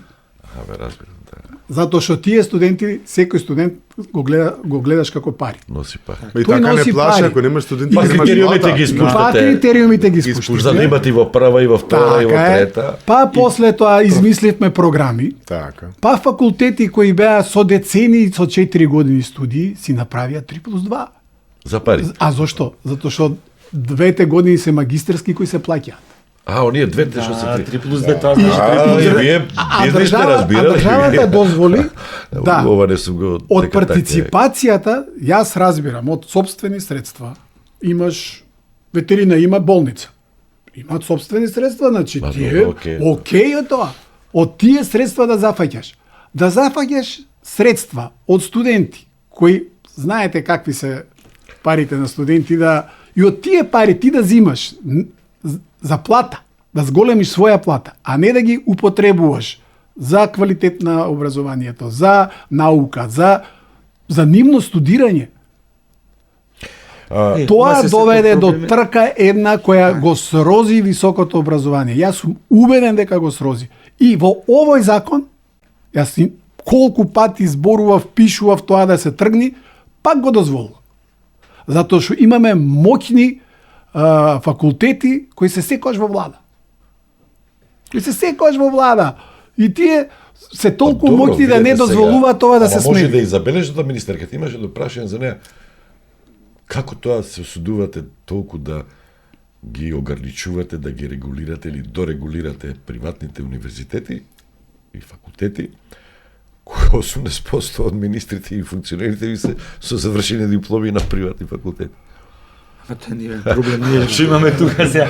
Тука е Тоа е системот. ние проблем сега. Има ли при прием, барем во државни институции, критериум, Не може да има критериум. да добива повеќе бодови ако завршил на факултет кој што има повисок рейтинг? Мислам дека има такво нешто. Во светот Да, некаде тие конкурси постои, ама не постои. тука.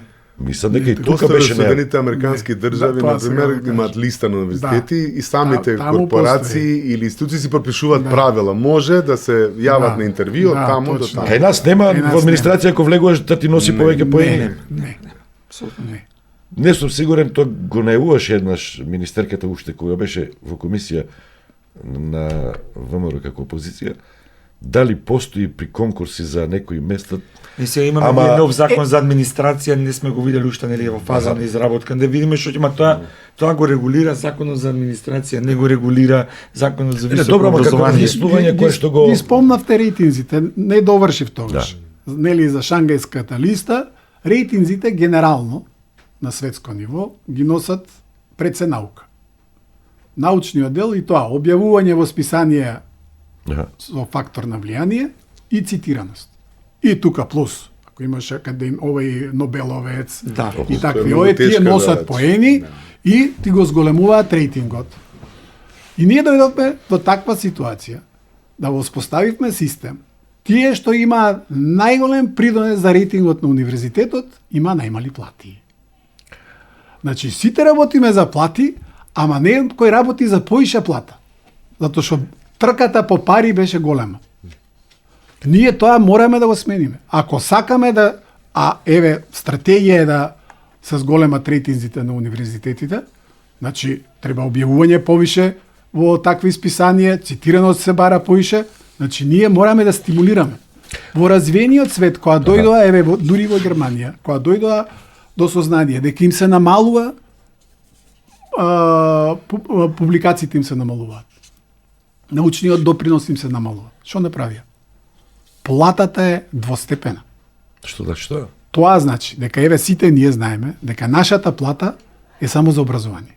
Ние викаме дека имаме наставно научно звање, а платата ни е исклучиво за Наставно. образование, само за настава. Добро, ама го решава. Никаков дел, нема никаков дел за наука.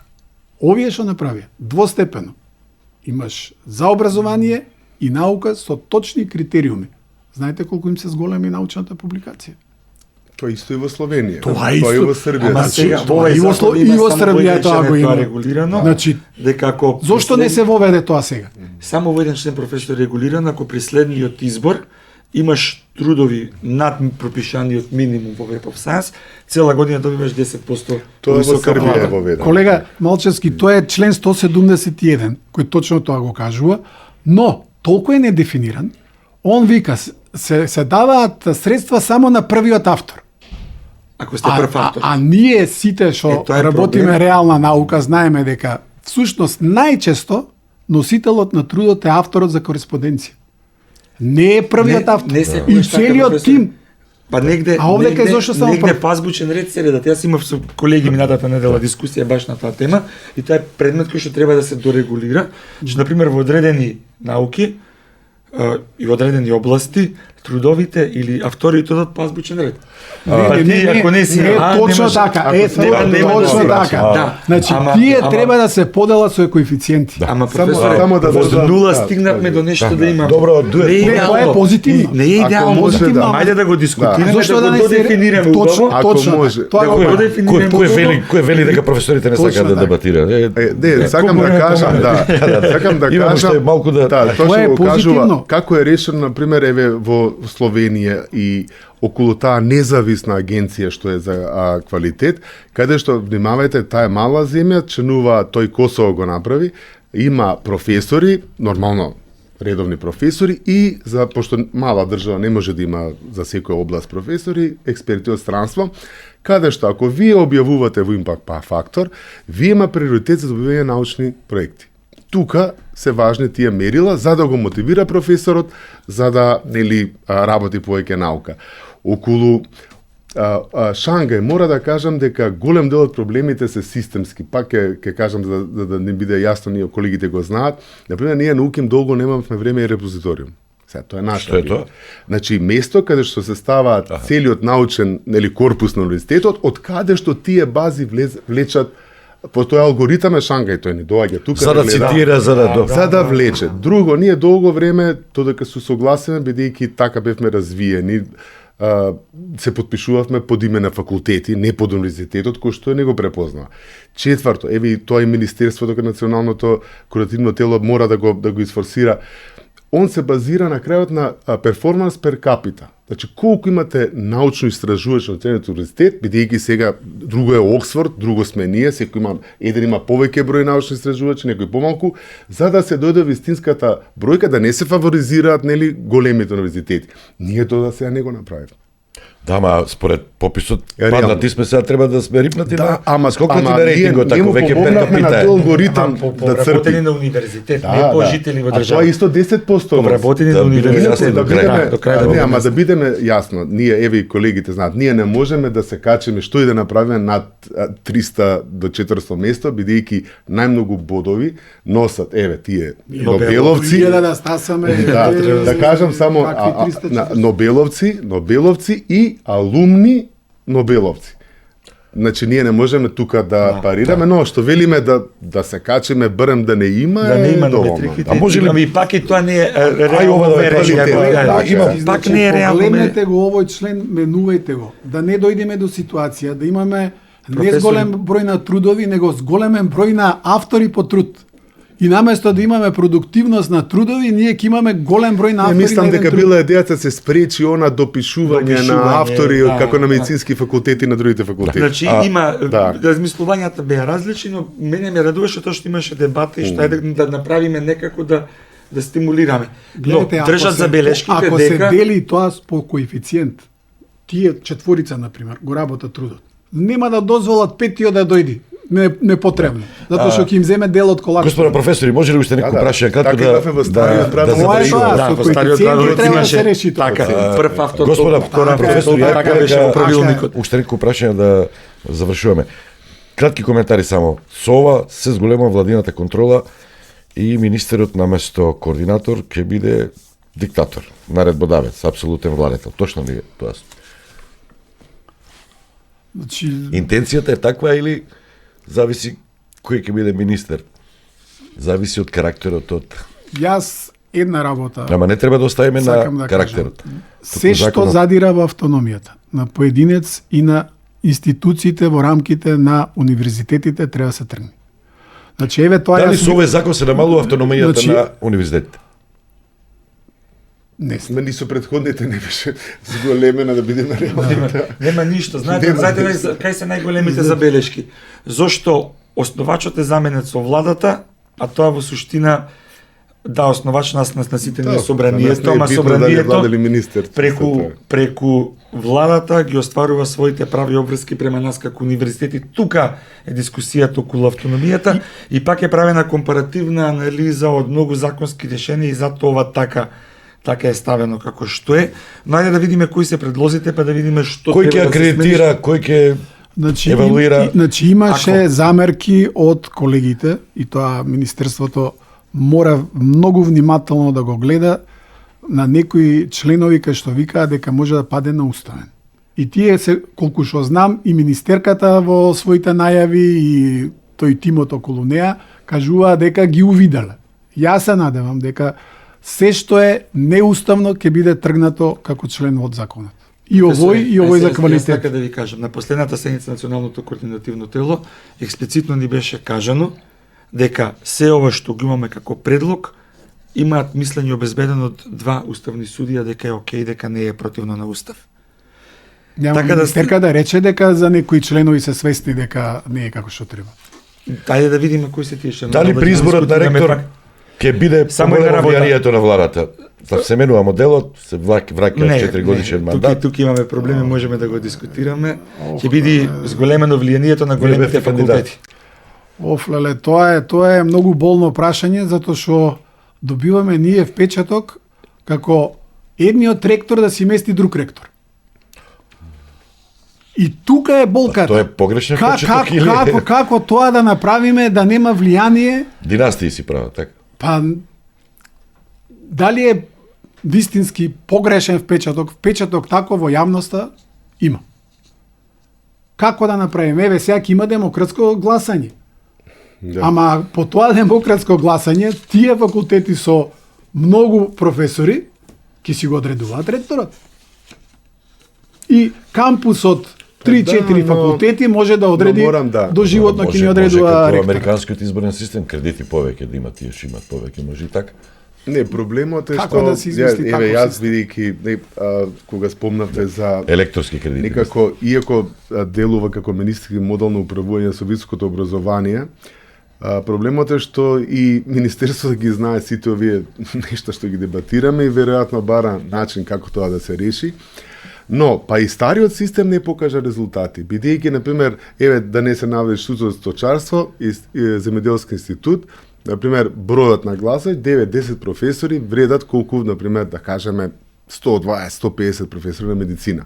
Но, ете и тој стариот систем повторно не ја пресече таа линија, која ќе видиме цело време од дилема. медицина ќе бидат ректорите од правен, Па не, економски. остава простор неколку големи факултети, разумно Ама да се сега договорат. сега ректорот И да од се економскиот точно така. институт не е од голем факултет, да кажеме. Да, и не мора да. Ако мислиме дека со ова начин нешто ќе се смени, Господа, да завршуваме. Науката станува луксус за богатите, за Професорот колку е Стефов колку е одговори докторс- тоа прашање. Да, колку е докторска докторација? 8.000 евра. Вака. Кој е сиромаш? Самото Да е законско стипендија. решение вака. Самото законско решение овозможува да постои. Може да е гениалец, Ако ама изберете помлад асистент да може да студира бесплатно и на магистерски и на докторски студии. Сега не овозможува, факултетите правеа милион гимнастики да на својот колку ли помлад чини? кадар. 10.000 евра е До 12. докторација? До 12? А што зборувам се? Да вие стварно бизнис модел сте влегли. Не е така, не. Ова законско решение вика вака. Најдобрите студенти избрани на ниво на универзитет, оние со инженерски прстен и ако студирале надвор на некој од универзитетите на Шангарска листа имаат приоритет при избор како асистенти и помлади асистенти. Увидува тоа законското решение. Некои други одредби се трнати кои што се предмет на и треба да бидат предмет на дискусија. Вториот момент, самото законско решение предвидува да ако веќе особа се вработила на факултет како помлад асистент, да може магистерски студии да заврши без да ги плаќа на истата институција и докторски студии да Тоа е да многу заврши. позитивно, го баравме, усвоено е. Професоре, и досега беше така, ама факултетите, институтите, универзитетите правија милиарда гимнастики за да тие луѓе да му овозможат да студираат како што Така. студираја, да бидеме ние до крај искрени. Така е. Сега законското решение предвидува да има олеснет пат. Има и за тоа забелешки, има и коментари. Мислам дека вака како што е поставен овој дел ќе остане во стеното законско Значи, на решение. таа тема би сакал да кажам дека ни една мерка, ни во законот, ни од влада, ни од никој која ќе овозможи brain drain, така наречен одлив на мозоци, не смее да има. Јас сум голем критичар на ваквиот начин на докторските студии, каде што големи пари се вложуваат, од кои многу мал дел е за истражување. Кај нас, на пример, од 5-6 илјади колку имаме ние на хемија, 1000 имаме 1000 евра за истражување. Со 1000 евра ти да направиш Така докторат. правилникот. И од друга страна, другите Професоре, сега средства, ќе мора нови да напише на другите проектите, средства се распределуваат на различни начини, вклучително да ние зимаме за одржан испит 100-130 или колку евра од прилика беа. Зошто јас да зимам 130 евра плюс за одржан испит? Кај го држам ја тој испит? Во канцеларија. Во кое време? Во работно. Дали ми е тоа дел од задачите да докторанти да имам да предавам на докторски? Да. Зошто тие средства ги зимам? Окей. Не треба да ги зимаме, треба да се Клучот тргнат ситуација тие. на- Овој Наука. закон што дава привилегии за пензионираните професори дека младите се соочуваат со рестрикции. Вие сега, ако почнувате, или ако сте на почеток, со вашите импакт фактори, со вашите коефициенти, ќе може да бидете професори? Ама ако почнуваме по овие правила. Ако Сакам почнуваме да е по јасно. овие правила. Јас себе кажувам отворено, да биде појасно на гледачите, само да кажам.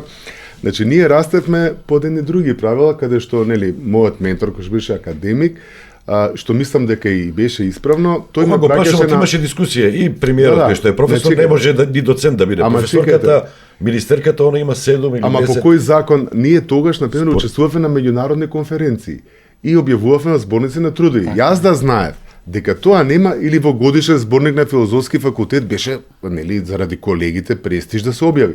Јас да Ама знаев. тоа не се вреднува се. Ама со новите правила. Ние да знаевме како млади дека ние мораме само во научни списанија, иначе јас сум уредник на најстарото меѓународно списание во Македонија Жива антика, кое што волонтерски го работиме со колегата Саракински, кој што е сега во Скопус. Еве, ако значи, сме од хуманистичка сега, наука. И значи точно со таа издавачка дејност занимавале, но беше етички неубаво да објавуваш во своето списание. Кога се сменија правилата, иако има надворешна евалуација, и ние почнавме да објавуваме. Ние да тогаш беше срамота јас како секретар или уредник да објавам во така, своето меѓународно кој што 2002 имаше Да, импакт разбирам. фактор, заедно со списанието од хемија. Да. Значи, други се условите. Други се. Тогаш и сега. Но, тоа што го кажав јас од почеток, не за мене барем, не се проблем критериумите, бидејќи критериуми има во Словенија, Хрватска, Секаде Србија, има, да знаеш. и тоа не Јасно. зимаме на европско ниво. Значи, ги зимаме овие нашиве што бевме во иста држава, републики кои се одвоени се држави сега и така натака, имаат свој систем, функционира тоа, ама имаат услови тоа да го сработат. Ние на тие млади треба да им овозможиме услови. Да се Тоа посветат значи на дека наука, секој од тие млади кои ќе работи докторат, а во докторатот се бараат 3 труда, од кои 2 во списание со фактор на влијание, како ќе ги сработи ако не е во некој проект, ако не е некаде каде што има пари, каде што може да работи, да има Ако услови. има нема плата. Ама добро, Тоа е место, тоа. добро. Значи, работа. услови И не мора да можевме има. да ги ангажираме ни за проекти. Така е. Абе законот сега Само- возможува да може да Само се ангажира. извини, само да проекти. кажам како изгледаше јас како декан да ангажирам млади докторанти. Знаете, државата треба да барам согласност да ги Не ти пратам. дава држава. Не, тоа патот оди преку УКИ, МОН, финанси па назад. Тоа е процедура од 6 месеци. И што правевме ние? Ќе му префрлам на колегата, се да им даде на студентите Сте гимнастика. го И кршеле нека го закон. слушни Што да правиме, кажете? Однос на гласот на јавноста, а тоа значи нека формира и нека вметне фонд за наука. Само фондот за наука ќе биде тело кое ќе биде обврзно да распишува проекти, Ние да дава сакаме средства. Министерство за наука. А тоа е башка, тоа е плюс. Уште една работа, за постојано избраниот кадар, тоа е во преодни и завршни одредби, постои простор за прилагодување. При следниот избор нема да важат овие строги критериуми, ќе важат за наредниот избор. Проблем е што Уште една, само асистентите една, и помладите асистенти Уште се една- изумени во преодни се извинувам, само- актуелно само- работени. Се иземени? Се Само- изумени, не само изумени. изумени, Бараме решение како сега тоа некако да го Не, само да го- кажам, еве оно што случај во Бугарија убав пример, значи еве и во Чешка и во Словачка не можете да бидат редовни професори. Има еден. И сега имаме еден уредник на Жива антека, Петар Делев, кој е во пензија доцент. Викам, зошто професоре не напредувате? Немам намера. А сега кај нас, ние условите што се за доцент, ако не го избере за вореден, тој мора да ги исполни за доцент, ама тој веќе има реално, тој ако не може да ги исполни за вореден за 1, 2, 3, тој не може ни за доцент, ќе изгуби работата. Така што, тоа е тој мерит систем што го зборуваме, пак ние се базираме од нашите проблеми и цело време настојуваме да си ги решиме нашите проблеми преку закон, ама пак ја кажам, не знам, ако се применува, да, ама од искуство. И уште една работа не смеам да ја заборавам, сакам да ја кажам. Значи, се бара квалитет на кадар. И тоа е во ред, тоа е исправно, значи да биде научник, да објавува, да работи, се е тоа окей. Од друга страна, во критериумите за избори и реизбори, вика просечен, кумулативен просечен успех. 8. Знаете ли што значи просечен кумулативен успех 8 за прв и втор циклус? Тоа значи дека може да заврши со 6 првиот циклус, да заврши 10 вториот циклус, а 95% завршуваат со 10 вториот циклус, и професор со 6 завршени додипломски студии да биде Со 6 наставник, просек? да биде наставник Па во не беше високо до сега образование. така, мислам дека... Или јас До сега нешто се не правеше разбирам. поснени, Јас така е, тука- професоре, јас тука- тука има само сериозни извинете, забелешки. Значи тука мора Ама јас просечен тука не би успех да биде. согласен. Не може Сметам- кумулативен Да се Ама просечен. јас тука сметам не би добро. согласил. Јас не би се согласил. Тука само, знаете во која причина, што значи оценката? Да кажеме, ако ние имаме утре ден за докторски конкурираат кандидат кој што завршил на друг јавен универзитет, ние секој зборуваме за УКИМ. Значи, ние веќе не сме само УКИМ, ние имаме 6 јавни универзитета и имаме приватни. Што значи оценката 8 на УКИМ, но да ја гледаме генерално на цела територија на Што на Македонија? некој приватен? Да, ама Јас имав само да кажам еден случај, мој колега кој што завршил Машински факултет во Југославија за безбедност, сега е директор на еден аеродром, тој имаше 7,8 просек. И тој имаше докторирано, не можеше да го избереме за насловен доцент. Зошто нема 8? До А дипломски. во негово време кога студирал, Тоа време и ова, тоа не затоа се јас- рамни, затоа јас тоа со просекот Тоа би е- бил малку внимателен. Не, завршуваме со Што ова, значи да, 8 да. просек? Немаме од хуманистичките, од уметностите, од глума, и тука има проблем. Некој многу се унифицира, не се зема во предвид режисерското искуство, режисерските дела, Ама тие ќе се- музичките ќе се дела, дефинираат во многу посебните големи се. услови. Не може да го викнете, Јубиша Григиевски беше професор, не беше доктор на науки. Ама има представи кои што се 10 докторати. Или тоа некој се Столе специфики. Попов, Тоа се например. специфики. Една што ми се чини дека една од негативностите во предложениот закон, се надевам дека ќе го сменат, мора да има градација по подрачја. Значи, за медицински, технички, природни науки, приближни исти критериуми, за хуманистички, за обштествени, не може да бидат исти критериуми. Тие треба да бидат силни, ама не може да бидат исти. Градација мора да има. Таква градација има и во Србија, и во Хрватска, и во Словенија. Тоа треба се земе Имаше предвид. забелешка дека не може и, не знам, да дојде ке нас и Копола да дојде, не може да предава на ФДУ, например. Не, проблем е кај уметничките, нели, пошто јас доаѓам од хуманистичките науки, проблем е да кажеме, еве, например, музичка академија, не само режија, и ликовна, каде што имаме професори кои што Менторски работа. нивното вреднување, дали учествувал некоја биенале, и колку изложби имал, Напишал некоја Да. композиција или да, дел. да, така што, но не сите хуманистички, така што да не ги реализираме, тоа се специфичности во уметностите кои што ги имаме. Со ова завршуваме, веќе имаше напорака, зошто толку професорите се присутни и говорат која вештачката интелигенција ќе ги направи безпредметни. Ќе треба да се Не, враќате на... Прво јас имам проблем со тоа, Може ли че вештачка интелигенција не е вештачка Тоа е интелигенција. интересна тема, со тоа да завршиме. Тоа не е вештачка интелигенција, тоа е генерирање на вести или генерирање на податоци, зашто тоа нема додадена вредност Нема на е Ама го интелигенција. споменавте Болоња, ќе треба личниот односи. Ама нема додадена вредност во на живо интелигенција, ме разбирате. Патување, инаку сите ќе може да напишат. Тоа е создава проблеми. Видете, ако вештачката интелигенција не замени, ние тогаш ќе ги откриеме тајните на постоењето на животот, тогаш веќе друга димензија влегуваме. Така. Тогаш нема ни од вас да има потреба. Тоа е, знаете што е вештачката интелигенција, така наречената вештачка На вас ќе ви интелигенција. помага, на образовниот процес, Помага. науката. Помага, да. Ама дали ќе ве замени? Не може, не Не може. Дефинитивно. Може и да обогне, зависи сега студентите се. може Што да е разликата помогне помеѓу Google и тоа што го викаат вештачка интелигенција? Ако го прашаш Google ти дава статии и одговори, ако ја прашаш така наречената вештачка интелигенција ти дава синтетизиран текст, Брзо. ти кажува доле тие се изворите од кои што го синтетизира в текстот. Но тука нема ништо додадено, од постојното синтетизира и дава Ке поминеме Тоа би на било уст. прегледен труд ке Маче, нас. Помага многу, но да не замени тешко. Да. Ке поминеме на устно испрашување, така, затоа што може да ви напишат сега Плюс и да се да плюс и користењето, гледам по моите колеги од технички науки, користењето на вештачка интелигенција повторно треба знаење, бидејќи тој многу често знае да генерира грешка. Да, Ако вие не халуцинира, знаете да. што Зашто барате, влече податоци ако грешно го поставите прашањето, ако не знаете што зависи на кој јазик го барате, што пребарува, така. Стадион. Емисија за вашата вистина. Тоа беа професорите Радко Дуев, Виктор Стефов и Самуил Малчевски.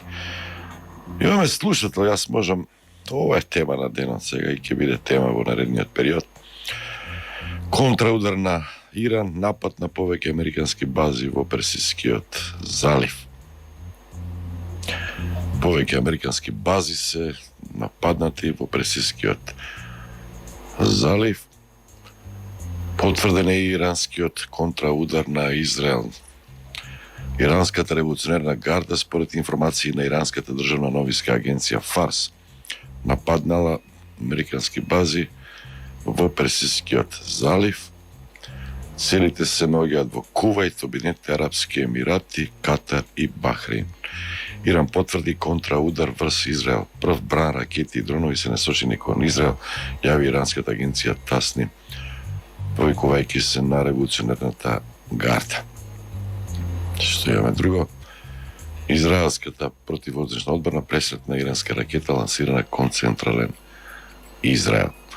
Операцијата епски бес се истори врз Иран. Трамп ги повика иранските војници да се предадат или да умрат. Имаме неколку други информации од вестниците од регионот. Иран го возврати ударот, паника во Абу Даби после ударите од Техеран.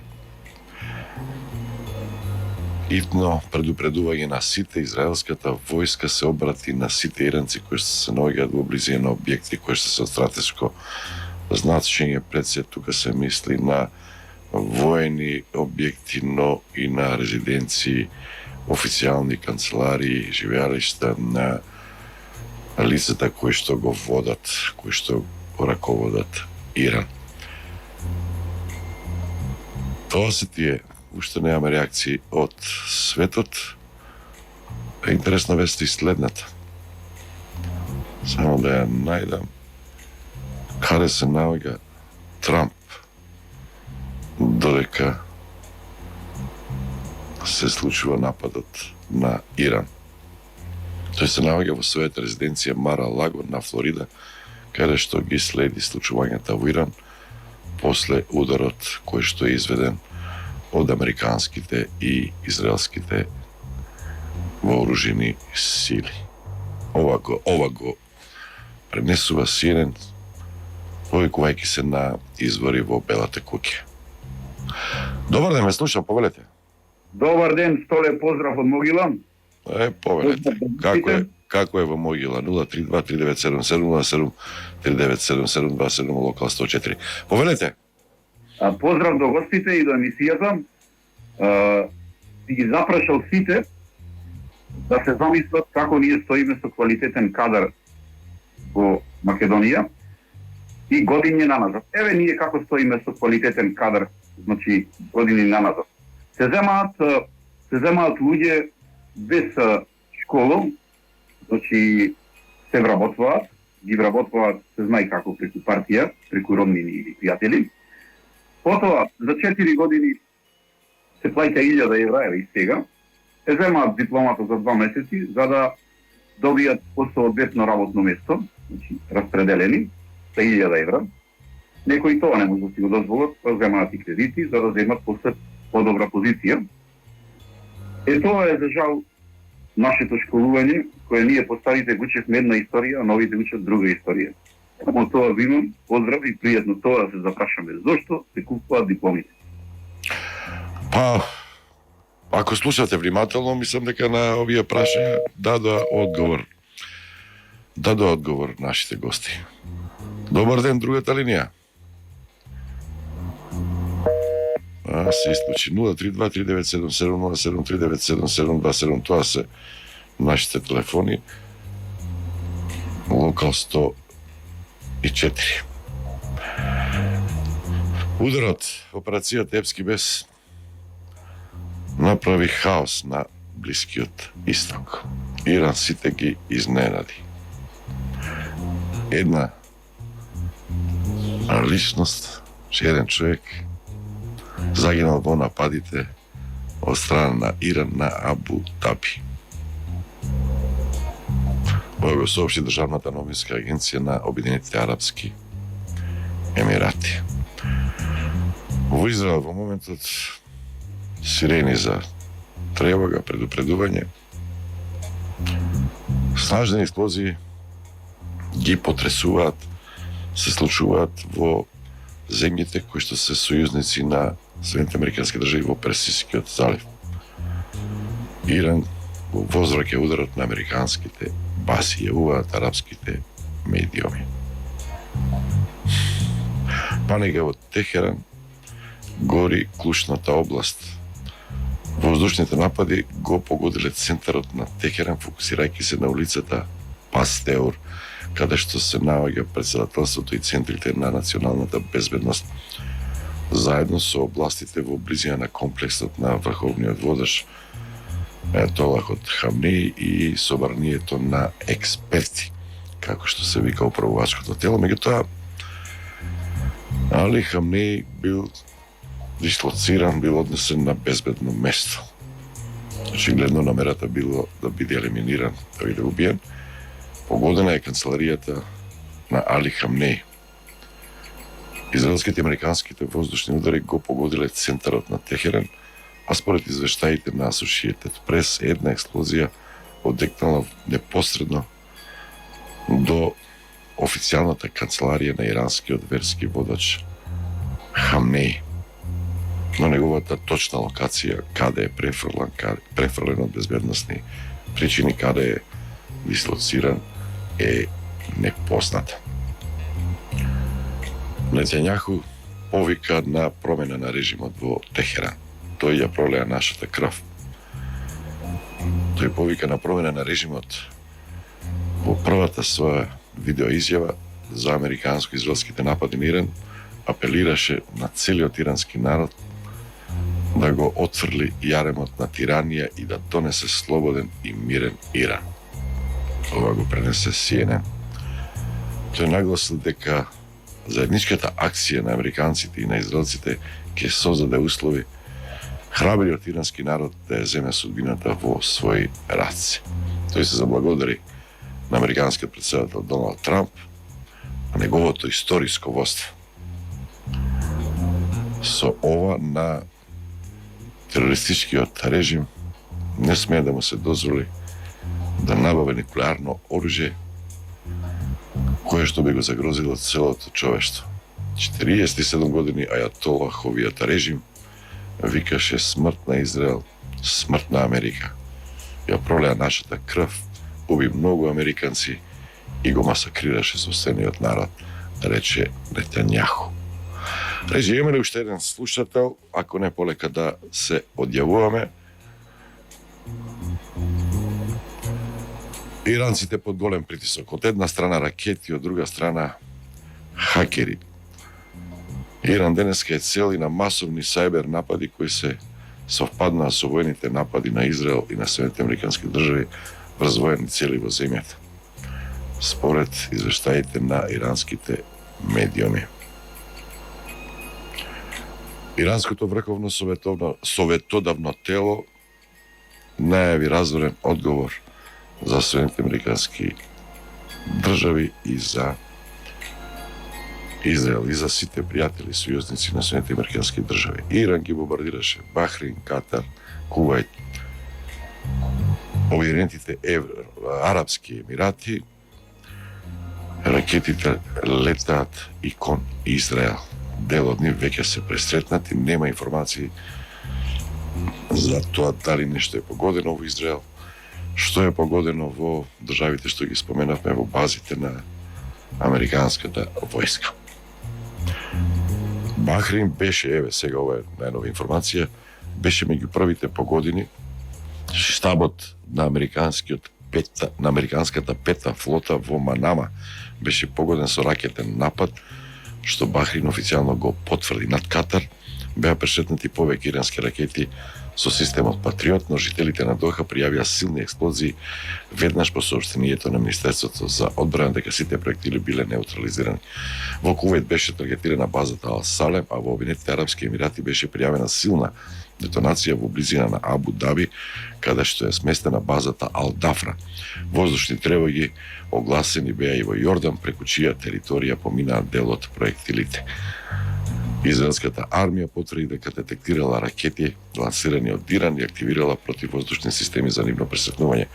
Воздушни аларми огласени се низ повеќе региони на земјата, а граѓаните беа повикани итно да се засолнат. Неколку болници ги активираа протоколите за внутрени состојби и ги преместија пациентите во подземни простори и подземни бункери. Добар ден, повелете. Добар ден, Соле, поздрав од Битола. Поздрав. Чуева се наместо да бријат студенти да се јавуваат, стигнавме ние пензионерите да ја крепиме темата и емисијата. Веруваме од љубов кон ова ваша емисија, кон вашите... Па ги нема, кој да се јави. Нели од Битола избегаа во Словенија. Сега се трудиме да... Да, многу. И останае, не само што студира, него и останае. Многу. А, остануваат во Словенија? Да. Си најдват начин ќе се земат меѓу себе или ќе најде нешто лево, десно, некој работа и остануваат многу. 90% се останати. Јас ги имам внуки, мој што останае таму. И убаво ми е, вели, добро вели. Ама кај нас, ова ќе си биде како до сега. Ние не сме ни свесни колку е значајна историската реченица на Али Ахмеди. Како до сега. Јас се сеќавам само кога се најавуваа овие првите зачетоци на некои си реформи што во времето на Груевски, отпорот кон реформите во школството го правеа самите професори. Затоа што првата реформа беше првиот услов да професорот го ќе закаже испитот, ако не може тој да го одржи, да си најде замена. Не беше во ред по 10 пати дират од натречноста на испит во Скопје и што е работата не решил професорот. Како не решил? Така беше и со здравството, со мој термин. Требаше докторот да дојде во 8 сатот на работа точно за да почне овој термин. Ако дојде во 10 нема мој термин, поќе се пропаѓа. Затоа тоа е. Меѓутоа многу битно ми е ова кој што кажува и цело време се врти околу Словенија. Словенија уште од првиот ден тргна да прави своја држава и со сите нишани. Кај нив ни приватизацијата на општествениот капитал беше многу поинаков. Кај нас првата реформа што се направи, а велите дека во Словенија прва реформа беше во образованието. А, така каже професорите. Така каже. Кај нас прва реформа беше да се турнат фабриките, да се разрушат и да се украдат. Приватизација. И после се надоврзо. Со тоа се уништи здравствениот фонд, пензискиот фонд, заводот за вработување и се тоа ден денешните последици што ги гледаме од тие црни пари на пазарот во тоа време што излегоа од криминалната приватизација, тоа се сите тие денешни последици. И се ние сакаме да излеземе од ова сето. Или овој пред мене што зборот многу да вели, ќе си оди ќе си купи диплома. Како ќе си купи? Во Веро ја купува. Па овие професорите му ја продават. Значи овие ако не ќе да ја продат дипломата за тие 1000 евра, нема ни да има такви дипломи. Значи тоа е заемна врска. Мене ми треба диплома, имам пари, брате, него му требаат пари, ги има наштанцано. Значи, ако сакат да го спречат, тоа ќе спречат овие професорите. Или онак се сеќавам кога се отворија, како што веле во секој град, во секој село по еден факултет.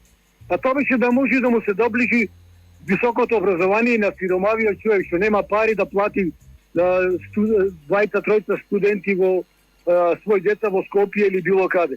Да може дома да студира. И во основа, не учите вие за премиеро, за владата или за било кој, учиш за себе, со своето знаење. Ти ќе влезеш на работа негде, ќе се фалиш дека имаш диплома, зад грбот ќе ти се смеат. Ама ако не го осеќаш тоа дека си мајтап со сето тоа, меѓутоа декаденцијата почна со криминалната транзиција. Тука Македонија го изгуби својот ритам на да направи држава како што треба. Не може, се сеќавам колку затвори битола текст кај мене и децата што му студира, на пример Љубљана, Белград, било каде, родителите останаа без пари, си ги повлечија назад, многу од нив се вратија на село и многу судбини се решија на негативен начин. Ова ќе си биде, како што ни рече другарчето, како до сега, другата партија ќе стигла на негодување на овие сите закони, ќе нудат подобри закони кога ќе дојдат тие на власт и ќе се вртиме во круг ние цело време, а од друга страна главен проблем се парите, така велат овие, ама од друг професорите, ама од друга страна парно што ни давате, оти кој ти пиши сега сега трен блата да ни чади сега, шубоси сме тука пикнати, професор, голема, мала плата, привилегии големи, негде ќе те викнат наручек, негде ќе ти направат некоја друга услуга, сега требало да пишеш и програми, студии, не знам како, ајде таму. Така трнало. Да, ама разочарувачки тоа, во право сте. Зошто не ми е интересна тема ова со високото образование, само како да се бават професорите, а треба и студентите тука се засегнати, обичните граѓани. Јас ги прашав тоа, кој се јави. Јас слушав цело време, мада не е моја тема, јас сум веќе пензионер, мене не ме интересира. Моите синови се веќе дипломирани, не ми е дел од ова сето. Јас само се нервирав тогаш кога почнуваат тие шарените и како почна ги грешите се. Тие почнаа со екстерното оценување. Така почнаа тие. И јас кога ги прашував децата, зошто е проблемот, зошто се бунат овие, тие се смеат. Абе вели му дават 100 прашања на ливче напишани, што треба за 2-3 недели да ги научат и да ги полагат. И тие вели некиме ова е тешка работа. Тука се скршија работите. А професорите си се бунат, оти се комодитетот му се расипва. Тие си барат поголема платичка и рајат да си бират. Во тоа е проблемот. А студентите, како студенти вели, може ќе најдам партиска работа, ќе завршам. Значи, се е пуштено во лер. Да. Нема што да се расправаме. И ова сега мене поќе молува што ги на неколку пати кажуваш Америка со Иран, да, ако се спрема светска војна, барем да не ги враќам кредитите што ги имам. да не се може. Вие да сериозна е работата се, или ова е само напад за да може да се ќе вратат сега иранците, не знам сега, ако продолжи да враќаат и едните и другите, не знам кај ќе биде крајот. Да видиме какви реакции има од Кина, од Русија, се уште не може да прочитам. Има само, ама Медведев е, мислам дека не е толку релевантен како другите, он повеќе делува. Ама ние просто на умот да го клајме, ние сме во воен сојуз влезени, значи многу лесно може да има мобилизација и кај нас. Медведев, па во Израел веќе има 80 плюс 20.000 вондерна мобилизација. Медведев има изјава, вели миротворецот уште еднаш го покажа своето вистинско лице. Ова го напишал Медведев на Телеграм, заменикот председател на Советот за безбедност на Русија. Нема рајат. Медведев. Сите преговори според Медведев со Иран биле само операција за прикривање. Во тоа никој не се сомневаше. Никој всушност ниту имаше вистинска намера за било што да се договори. Само глумеа преговори. Ова го напомена Медведев. Благодарам за јавувањето. Поздрав. Ова беше се во денешното издание на емисијата Стадион. Благодарам за вниманието, благодарам на сите они што не слуша, што не гледа. Благодарност до професорите Дуев, Стефов и Малчевски. Се слушаме, се гледаме наредната сабота во истото време. Стадион, емисија за вашата вистина.